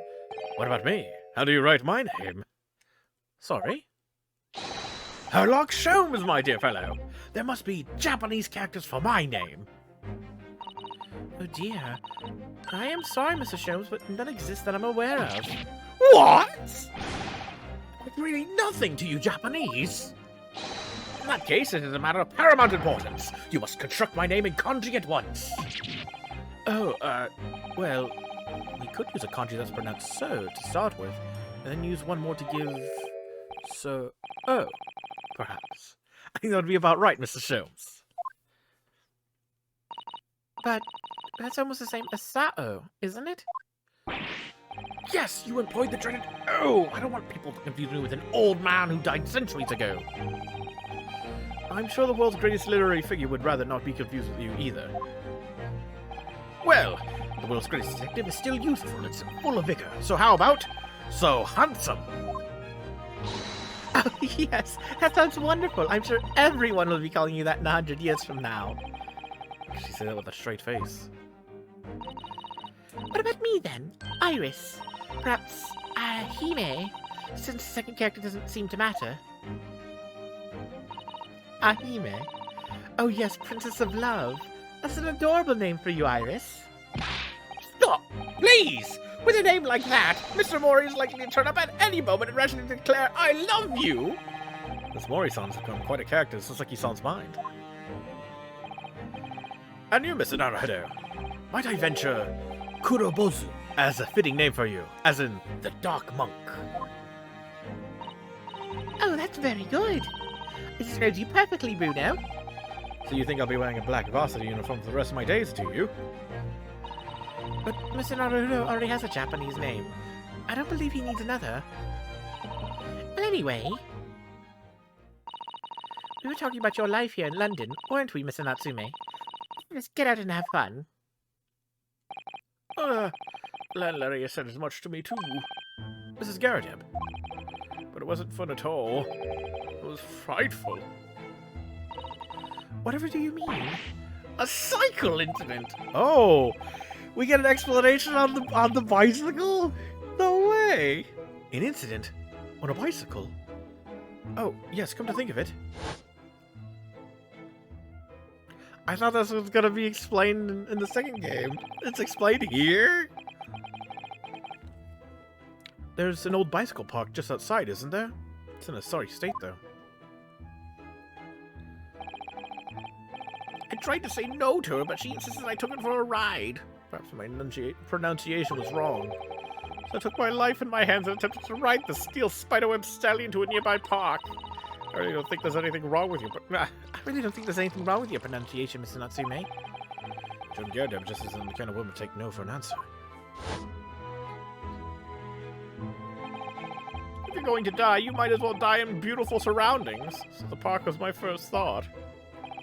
After a whole day of dicing with death, I emerged with only relatively minor bruises. So, you got the knack of it. Don't be silly. Dying isn't something you can learn to do. Mr. Natsume, you keep talking about dicing with death and dying and so forth, but riding a bicycle is supposed to be fun. Oh no, that's just what people tell you, but it's an old wives' tale. Is it? I mean, just consider the real name of the vehicle. It's not called a dicycle for nothing. How can anyone expect to use such an aptly named vehicle to move forwards is beyond me? Pedal power promises pain. Didn't think it was possible to get worse with practice. I'm lucky to be alive. Although I must say, after looking death in the eye for a whole week, I did at least manage to mount the steed reliably. And notwithstanding a few wobbles, I found I could make progress in the forward direction. What a triumph. Deduction is much the same. When first presented with a problem, the mental exertion of trying to solve it leads only to bitter disappointment. But after a week of picking one's way carefully along the path of reasoning and thought, one begins to see results. So, is that why all your off-the-cuff deductions always seem half-baked? What a wonderful insight into your extraordinary mind, Mrs. Jones. Unfortunately, after wobbling down the street, I noticed that there were little stones everywhere. Death traps. Not that way, I said to myself. The wild vehicle wouldn't listen. It wobbled me on and on down the street. So of course, I hit one of those deadly stones and the crazy colt threw me. Just my luck. Bicycles are the epitome of my pitiful life. I wish I could disagree. On the same subject, I'm sure there's a famous American author who's written about having a similar experience. Oh yes, I've read that essay too, Iris. Some of us are better read than others.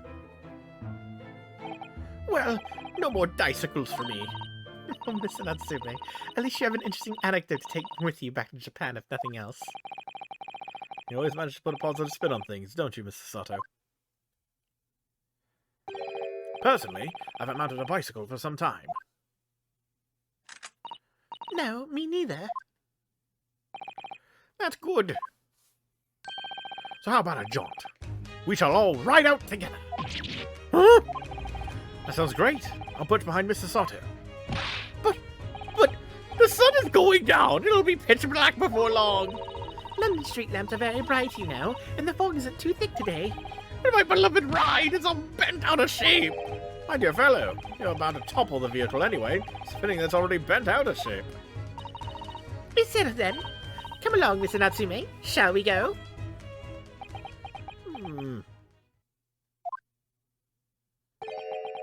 Suki ga kirei desu ne. Don't tell me this is a translation of no thank you as well. Indeed, Mr. Natsume, the moon is at its most beautiful at precisely this time in the evening. Oh. We're not Japanese. You can't beat around the bush with us.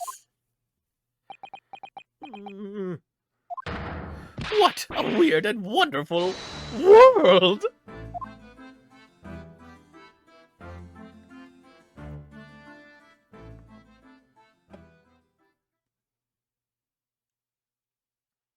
Wordplay. Alright, that one was the best so far. Oh yeah. Episode 6 and episode 4 are really good. This is exactly what I wanted, actually. After finishing the first game up, I've always wanted, like, just the in-betweens. Like, what are they doing? It's so good. Okay, on Briar Road, a chilling escapade about a shilling escape from the clutches of Roly and Pat Beat, who'd only just found it on the street.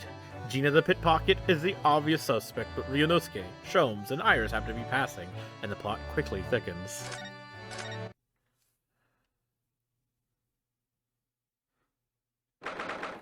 '30th April, 12:20 p.m., Briar Road.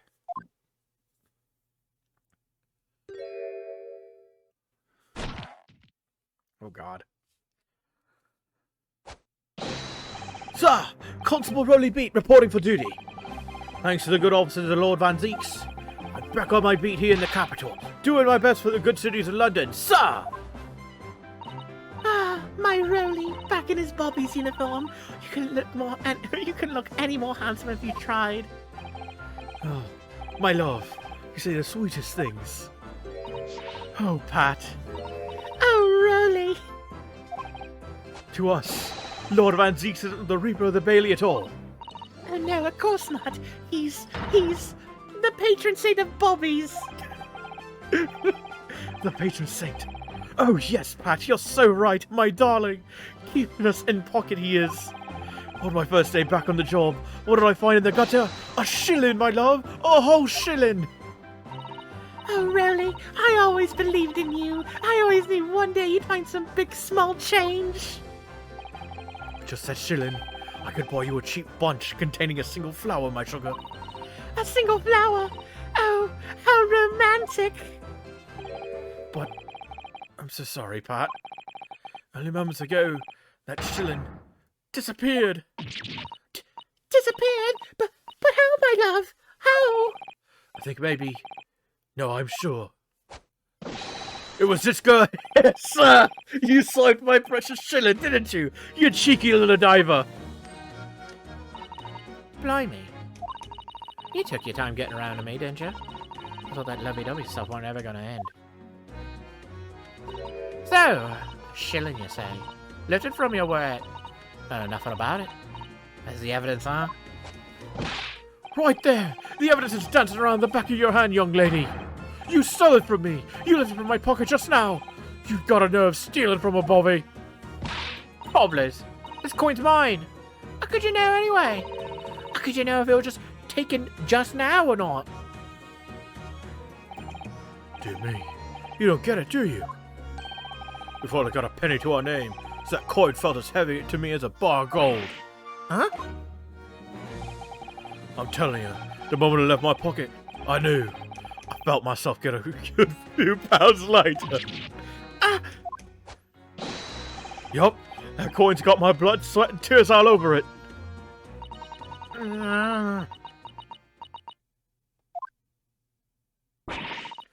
What's the matter with you, huh? Mr. Naruto? Huh? Me? Sorry?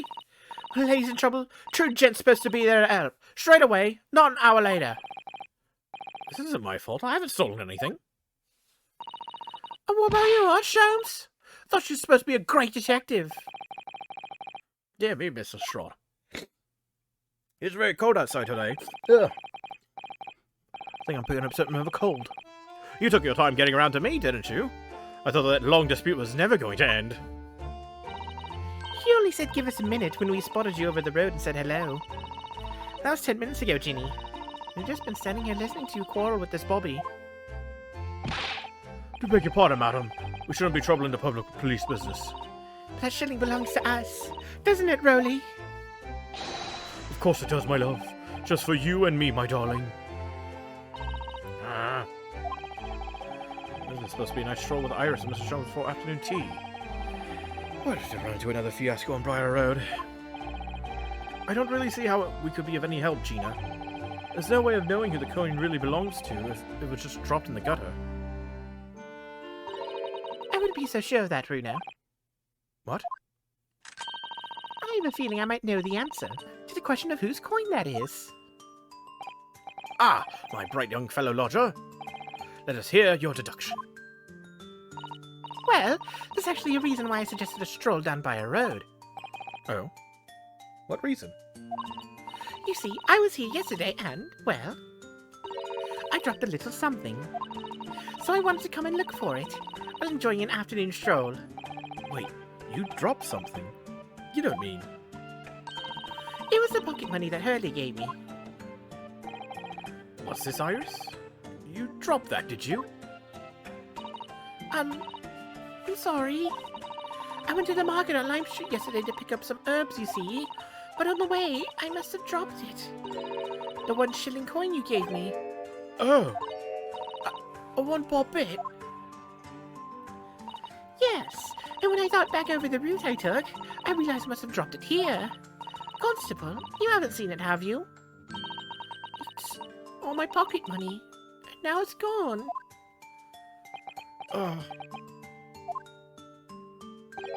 Well, I'm afraid I don't know anything about that, young lady. What rotten luck dropping your money like that? Sorry. I dare say the constable and his companion could give you a run for your money with their wide eyes. It's all the same to you, Mr. Sholmes. I think I'd prefer not to be used as a yardstick for looking guilty. Well, it's tough, really. Ain't it, Iris? You dropped it, so it ain't yours no more. Anyway, you know what they say. What goes around comes around, so don't feel bad. Bad luck, Iris. Doesn't look like you're going to get your coin back.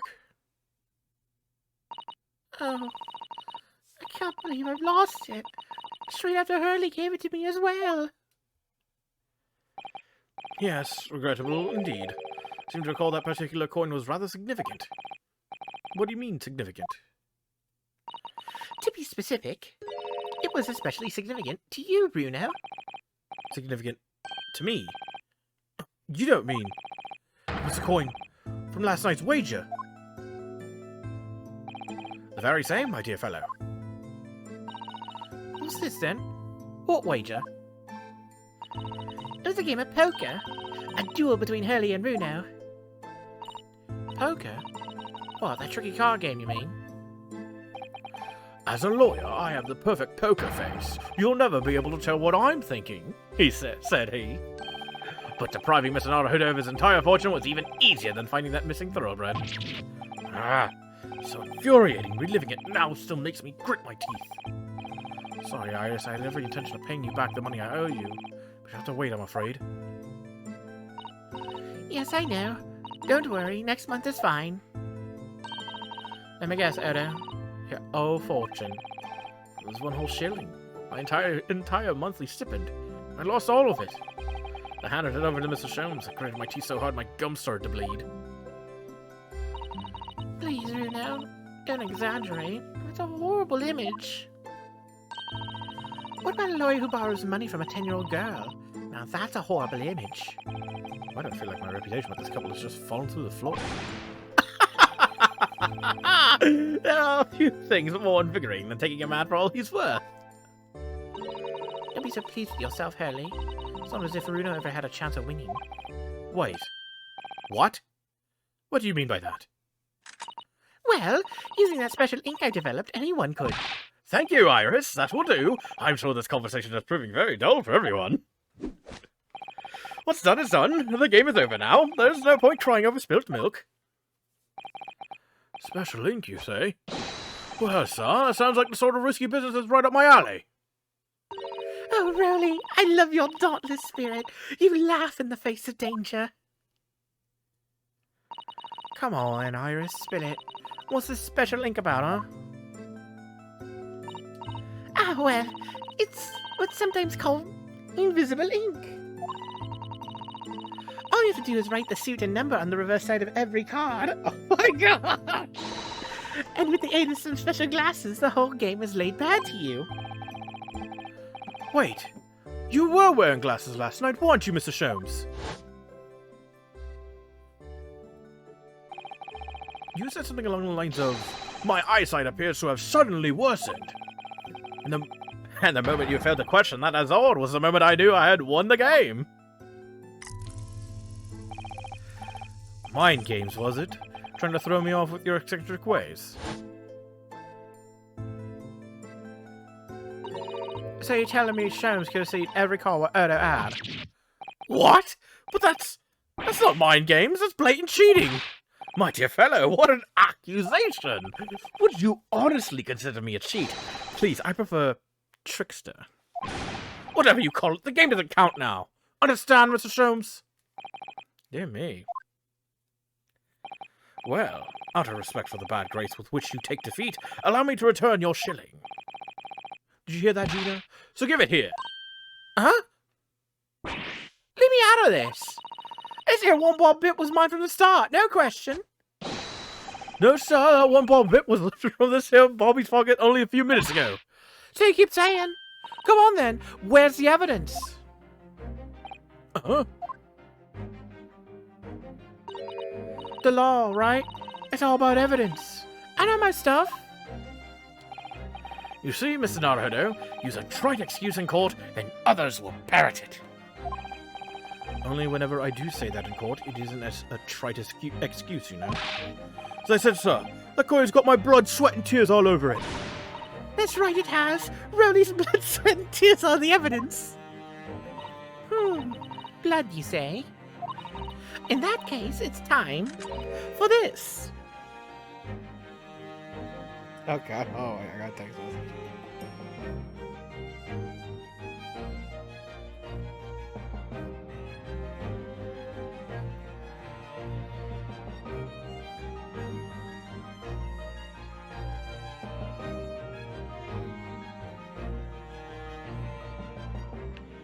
Okay. Do you think? Well, if there's any trace of blood on that coin, we'll soon know about it. All right, Ginny, hold very still. What? Ah!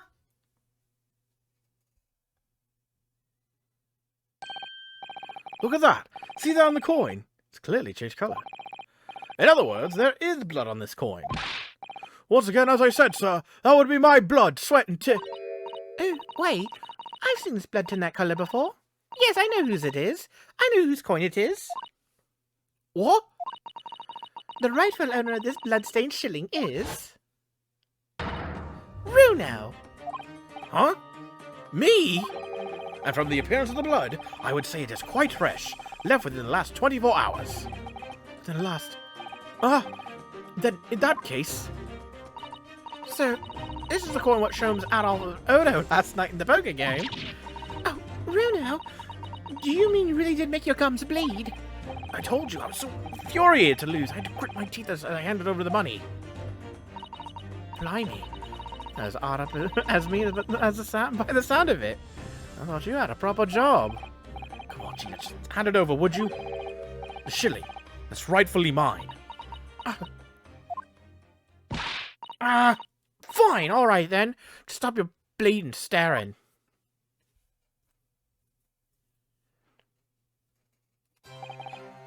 Finally have it back. It's like a dream come true. Nearly add that one in the bag and all. That's wonderful news, Reno.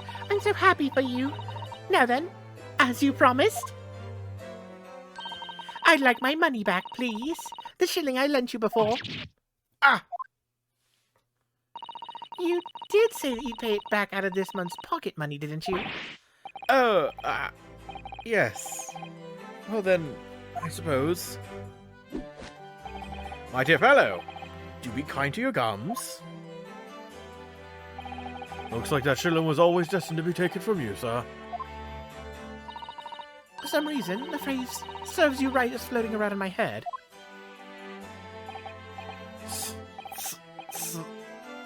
So, Iris, as promised, here is the shilling I owe you. Oh, you're repaying me already? Well, thank you. Next month would have been fine, though. What's that all about, anyway? What are you lending Odo money for? Ah, yes, well, actually, it's because I went to the Lime Street Market yesterday to buy herbs. For Runo. Herbs?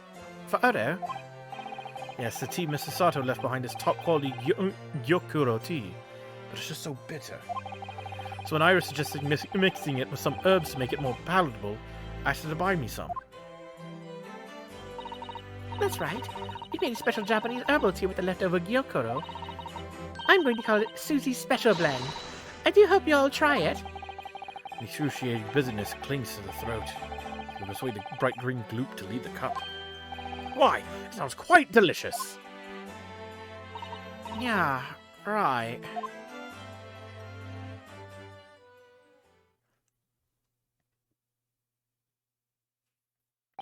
Well, it would appear this shilling's brief adventures are now at an end. Adventures? You must agree, my dear fellow, that the coin has made a considerable journey since last night. Let's see. Originally, it was the coin I was supposed to give to Iris to pay her for the herbs. But then, in our poker duel last night, it passed to you, Mr. Sholmes, who gave it to Iris as spended money. But then I dropped it here sometime yesterday. Then my beloved Rowley found it a little while ago and picked it up. Before it was lifted from my pocket by this here diver. Then I used my favorite gun to show up the blood that was on it. And let slip about Sholmes' little scam in his card game last night. The annulment of which resulted in the coin returning to the ownership of Mr. Naruhodo, allowing me to pay Iris the money I owed her after all, for the herbs she bought in order to make Susie's special blend tea. And now, after all that, the coin is resting safely in my pocket.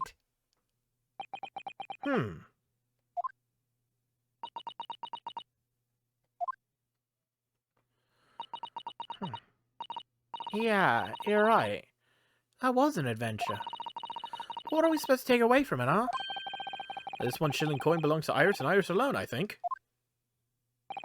I cannot fault your observation, Mr. Naruhodo. Well, you know what they say. What goes around, comes around. Why do I get the feeling that Iris knew it was coming around to her from the very beginning? Priceless, as they say. Well then, my dear fellow, how about this evening we indulge in some bitter tea and a bitter rematch? I'll even allow you to stake the coming month's spending money in advance. I fold.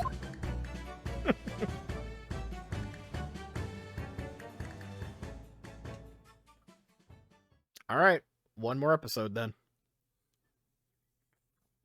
One more escapade. In the Bailey. Oh boy. This is so good. That one was also really good. Jesus Christ. I really liked episode 4, 6, and 7. They're really good.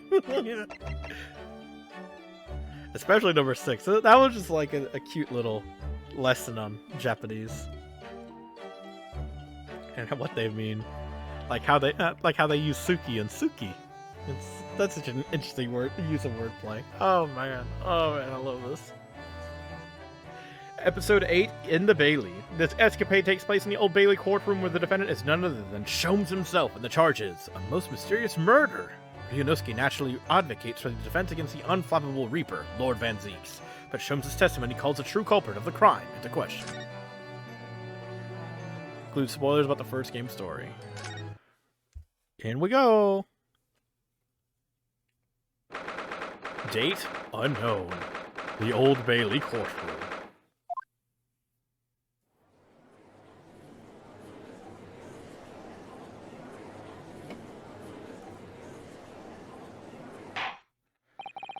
This court is now in session for the trial of Mr. Herlock Sholmes. This is a most extraordinary case of murder. Counsels, I assume I may proceed. Yes, my lord. The defense is ready. At your discretion, my lord. Very well. I hereby call on the prosecution to introduce the case. The incident in question took place 2 days ago, late at night, when the ground was blanketed with snow. The location of the incident was the residence of the accused, Mr. Herlock Sholmes. Indeed. The now famous address of number 221B Baker Street, was it? The address may have enjoyed fame once, my lord, but will henceforth endure infamy for this grim crime. Yes, sir. Well put. The victim, a certain Madame Rosie, was found asphyxiated on the accused's sofa. My word. Objection! But it's unclear as to whether the victim was actually killed in the defendant's suite or not. After all, when Mr. Sholmes left the room for only a brief moment, Madame Rosie somehow vanished herself out of his room completely. Vanished herself, counsel? The victim? Quite true, my lord. There is but one adjoining door between my drawing room and the kitchen. Yet having brewed some tea in the kitchen, I returned to find the room completely empty. And was nobody else present? Ordinarily, my fellow lodger Iris would have been at home. However, on the day in question, she had been invited to a meeting of a scientific society in the city. I'm afraid you have a propensity for exaggeration, sir. You claim the victim vanished herself, but really, seems to me entirely plausible that she chose to leave via the main entrance to your suite. As it happens, my lord, the door to the accused's room was locked at the time, from the inside. Very true, Inspector. As such, I can say with considerable surety that the victim did not leave via my front door. But what about, yes, she could have snuck out through a window. Objection!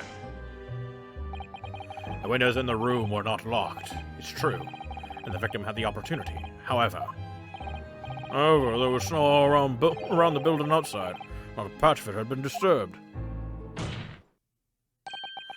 Would my learned friend care to explain how the victim could have left without leaving a trail?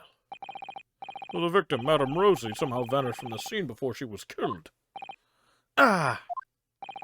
Naturally, I was alarmed by the sudden disappearance of my guest. So I summoned this gentleman, who resides in the attic room above my own, and we took a cab to Scotland Yard. I can confirm that the defendant called for me, and I saw his suite on my way downstairs. And yes, I'm quite sure it was empty, just as Mr. Sholmes has said. When we reached the yard, this very detective happened to be there. Oh, well, yes, you see, I was just in my office for a while, having got back from some, important business. And then, having explained the situation to the inspector, we traveled back to Baker Street together. At that time, there were no footprints in the snow around the building other than the ones we'd made. Do I take it then, counsel, that you personally witnessed the scene where the incident took place? No, my lord. I went straight up to bed in my own room in the attic. Inspector Gregson, however, was met with a most blood-curdling sight. On Mrs. Sholmes' sofa, the vanished Madame Rosie, motionless. Well, the victim was already dead when you discovered her, Inspector? No, my lord. Not dead, but not far off it. She mustered all her remaining strength to say these dying words. That rotter, Sholmes, will be the death of me. Ah, yes. I overheard that remark at the time, too. Delivered in a rasping voice full of malice. No. Those words indeed proved to be her last. The victim expired moments later, there on the sofa. The cause of death was identified as damage to the respiratory tract as a result of strangulation.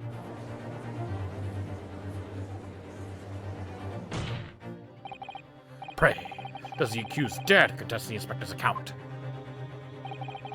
Certainly not. In fact, the inspector has done an unusually fine job of summarizing the salient points. Sholmes will be the death of me. Damning departing words indeed. In her final moments, the victim named her killer. You, Mr. Herlock Sholmes. Objection! But the defendant has no reason to take the victim's life. Perhaps you could tell the court, Mr. Sholmes, who exactly this Madame Rosie was. Ah, yes, of course. Did I never mention her to you? I'd extended an invitation to her that evening, though she is loquacious in the extreme. The most trivial of matters quickly becomes a quarrel. I was only too pleased to leave her presence to make tea. Great. It would appear, then, that the accused did in fact have a motive for silencing his aresthetic guest. Permanently. Objection!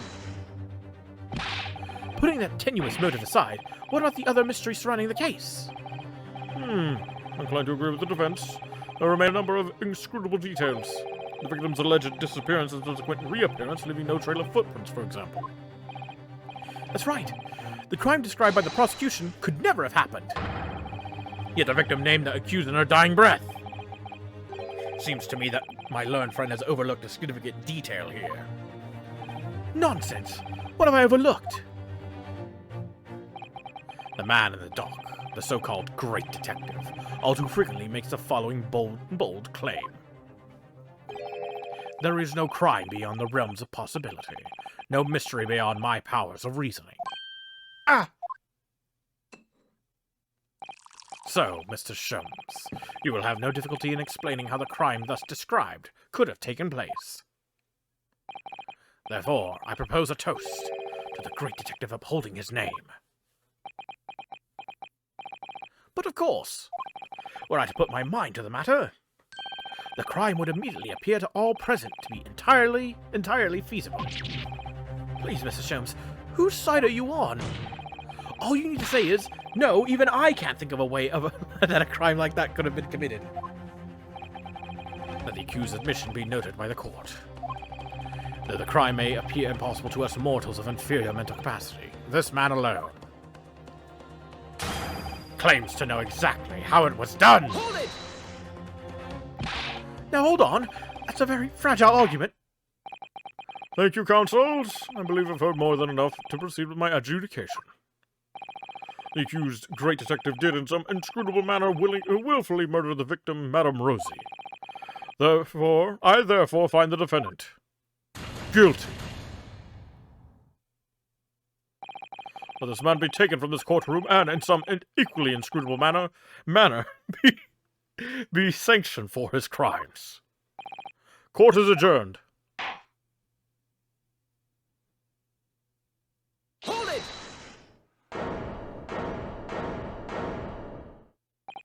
My lord, please. The truth about the mysteries surrounding this case, unknown to another besides the great detective. What's this? Upon my word, Mr. Naruhodo, you're coming along wonderfully. You deduce a fundamental truth about this case, I believe. Which would be, detective? The truth to this case is no. Only to the true culprit, obviously. Is that not so? Gregson. Huh? What? Well, I suppose, yes. You don't mean... Are you suggesting, Mr. Sholmes, that you have an idea as to what actually happened that night. An idea? My dear fellow, I can explain the entire incident from start to finish with not a single detail omitted. Objection! It seems the detective has failed to grasp the situation. Pray, Mr. Reaper, which of us has truly failed to grasp the situation, I wonder? Then answer me this. You claim that prior to the incident, the victim suddenly vanished without a trace from your room. If so, how exactly did Madame Rosie disappear? Why, naturally, via the window. It was ajar after all. But that can't be. The room is a whole story above street level. And anyway, no prints were found in the snow. There are any number of ways one could avoid leaving tracks in the snow, surely. Such as flying, for instance. A fatuous notion. And to where do you propose the victim flew, Mr. Sholmes? Is it not entirely plain? To the culprit's abode, of course. For having left my suite, that's clearly where Madame Rosie was murdered. Take a moment to consider the cruel irony, if you will. By her own volition, she flew directly to her death. Objection! Do you forget, Detective? The victim's corpse was discovered on your own sofa. No doubt because her killer carried her back there. But what about the lack of footprints in the snow again, then? There just weren't any. Other than our own from when we returned home ourselves. If by our footprints you refer to your own and mine, you are quite right, but there were those of another. On the night in question, there was one other person who could have conveyed the victim to my sofa. What? Good gracious! Whom do you refer, sir? A man whose somewhat unavailing presence at the scene of the crime would be questioned by no one. Unavailing? You don't mean... Indeed I do. A man who hastened to the scene directly upon learning of the incident at Scotland Yard. Namely... you, Inspector Gregson. Huh? When you arrived at my address on Baker Street, you were carrying the half-dead Madame Rosie with you. You waited for a suitable opportunity and then laid the victim on my sofa. You did... What? Objection! But we were with the inspector when we arrived. How could he have possibly been carrying the victim? We would have noticed. My dear fellow, the most obvious answer presents itself, does it not? The inspector is rarely, if ever, without his overcoat. The victim was simply conveyed in one of its many pockets.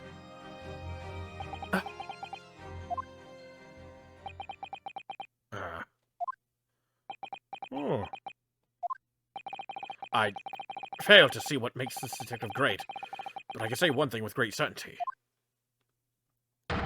A human body cannot fit into the pocket of an overcoat. Oh. I believe you may have all fallen foul of a rather significant misapprehension. What? Madame Rosie was not a human. I beg your pardon? Mr. Sholmes. Yes, Mr. Naruto. Something troubles you, perhaps. Whatever gives you that idea? What sort of creature was Madame Rosie? Is it not apparent already? A parakeet, of course. Huh? A most self-conceited specimen, in fact. A parakeet? She was an incessant talker, I must say. Her manner was quite intolerable at times. Wont to turn every conversation into a quarrel. I thought to strangle the creature on more than one occasion. You had a quarrel with a parakeet? But of course, why else would she have chosen to fly from my window so uncordially that evening? To the abode of the inspector here beside me, no less. To Inspector Gregson's abode? But why? Because that was the parakeet's home, naturally. What are you? The inspector was called away from town for some days, so it was arranged that I would look after the bird. But it would appear that she was overcome with a sudden yearning for her keeper, thus prompting her flight from my comfortable suite to the inspector's office at Scotland Yard. Well, Gregson, I believe it's high time you explained. Give us your account on what happened that night, sparing no details, of course. Inspector Gregson. It was an accident. I got back from being away that evening, you see. I just walked through the door of my office. I've imagined Madame Rosie would be on her way back to the yard as well. I slammed the door shut behind me, just as she was trying to fly through it. So Madame Rosie, she got sandwiched between the door and the frame and fell to the floor, never to move again, because of me. Well, I never.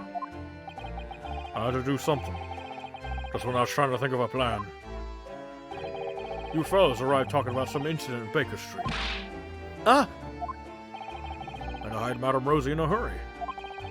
So I stuffed her in my coat pocket and got in the cab with the pair of you.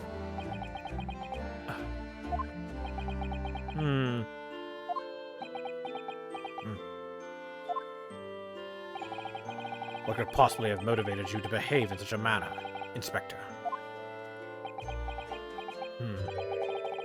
Lord Strongheart, sir. What? Lord Strongheart? Please tell me I didn't hear that right. It was the Lord Chief Justice who asked me to look after the bird in the first place. She'd been living with the pigeons at the Supreme Court until then. But apparently the other birds had started to pick on her. So for the past 6 months or so, I'd been caring for her at my office in the yard. I see. If anything happened to that bird, just imagine. No pay, no time off for the rest of my career. You mark my words, that's what's gonna happen. That's why the victim's dying words, Inspector. The court heard earlier that Madame Rosie spoke the name of her assailant on her deathbed. That rotter, Sholmes, will be the death of me. Indeed she did. Quite uncalled for, wouldn't you agree? But those words are your true feelings, are they not, Inspector? Oh. Clearly you speak of me often at your office at the yard in this disparaging manner. Disparaging manner, there we go. A manner that the Merry Parakeet took much delight in mimicking. Oh, come on! I mean, have you read this month's edition of Rant Magazine, huh? Sorry! This is all absolutely true?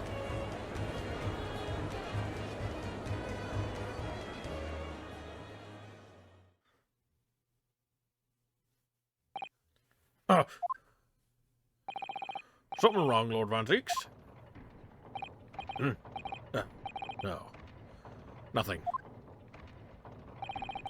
I must drift it off for a moment there. It's hard not to drift off. You've been kept waiting 3 hours already.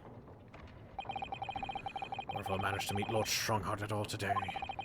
We have to deliver the report on the Winterbank case that he asked for on another day. Tell me, Inspector, what became of that bird? Madame Rosie, you mean? She had narrow escape, but she's still alive. Delivered her back here not long ago, actually. Lord Strongheart's orders. He's hoping the pigeons will accept her now. It was something of a shock to hear that she'd been crushed in the doorway of your office. Especially as we were all under the misapprehension that Madame Rosie was a person. Sorry about that. It was Lord Strongheart's demand that... Oh, good. You're here. Okay, good. It is Strongheart. I was gonna be upset if it wasn't. I apologize for my tardiness. I'm exactly 3 hours, 24 minutes, and 57 seconds late. Oh, no, my lord! No. Please don't trouble yourself. Nothing gives us a greater pleasure than standing here doing nothing for hours on end. Heartening. So, let's hear it then. Your report.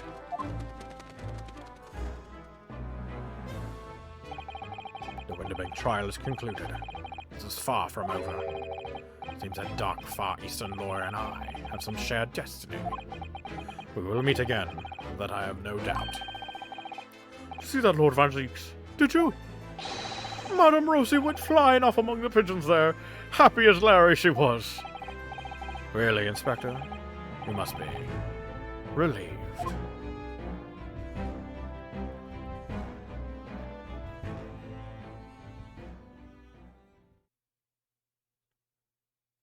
This game is great. Where's my trophy? Ah.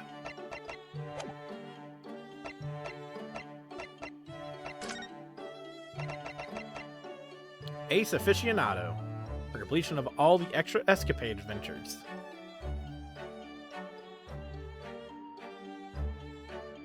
And at some point in time, we'll come back and we'll complete the rest of these trophies as well. But for the time being, I'd like to thank I'd like to thank everybody on YouTube for watching. Hope you all have a wonderful night. I've been the Boyish Riddle. Keep your mind sharp. Stay safe out there. Bye-bye.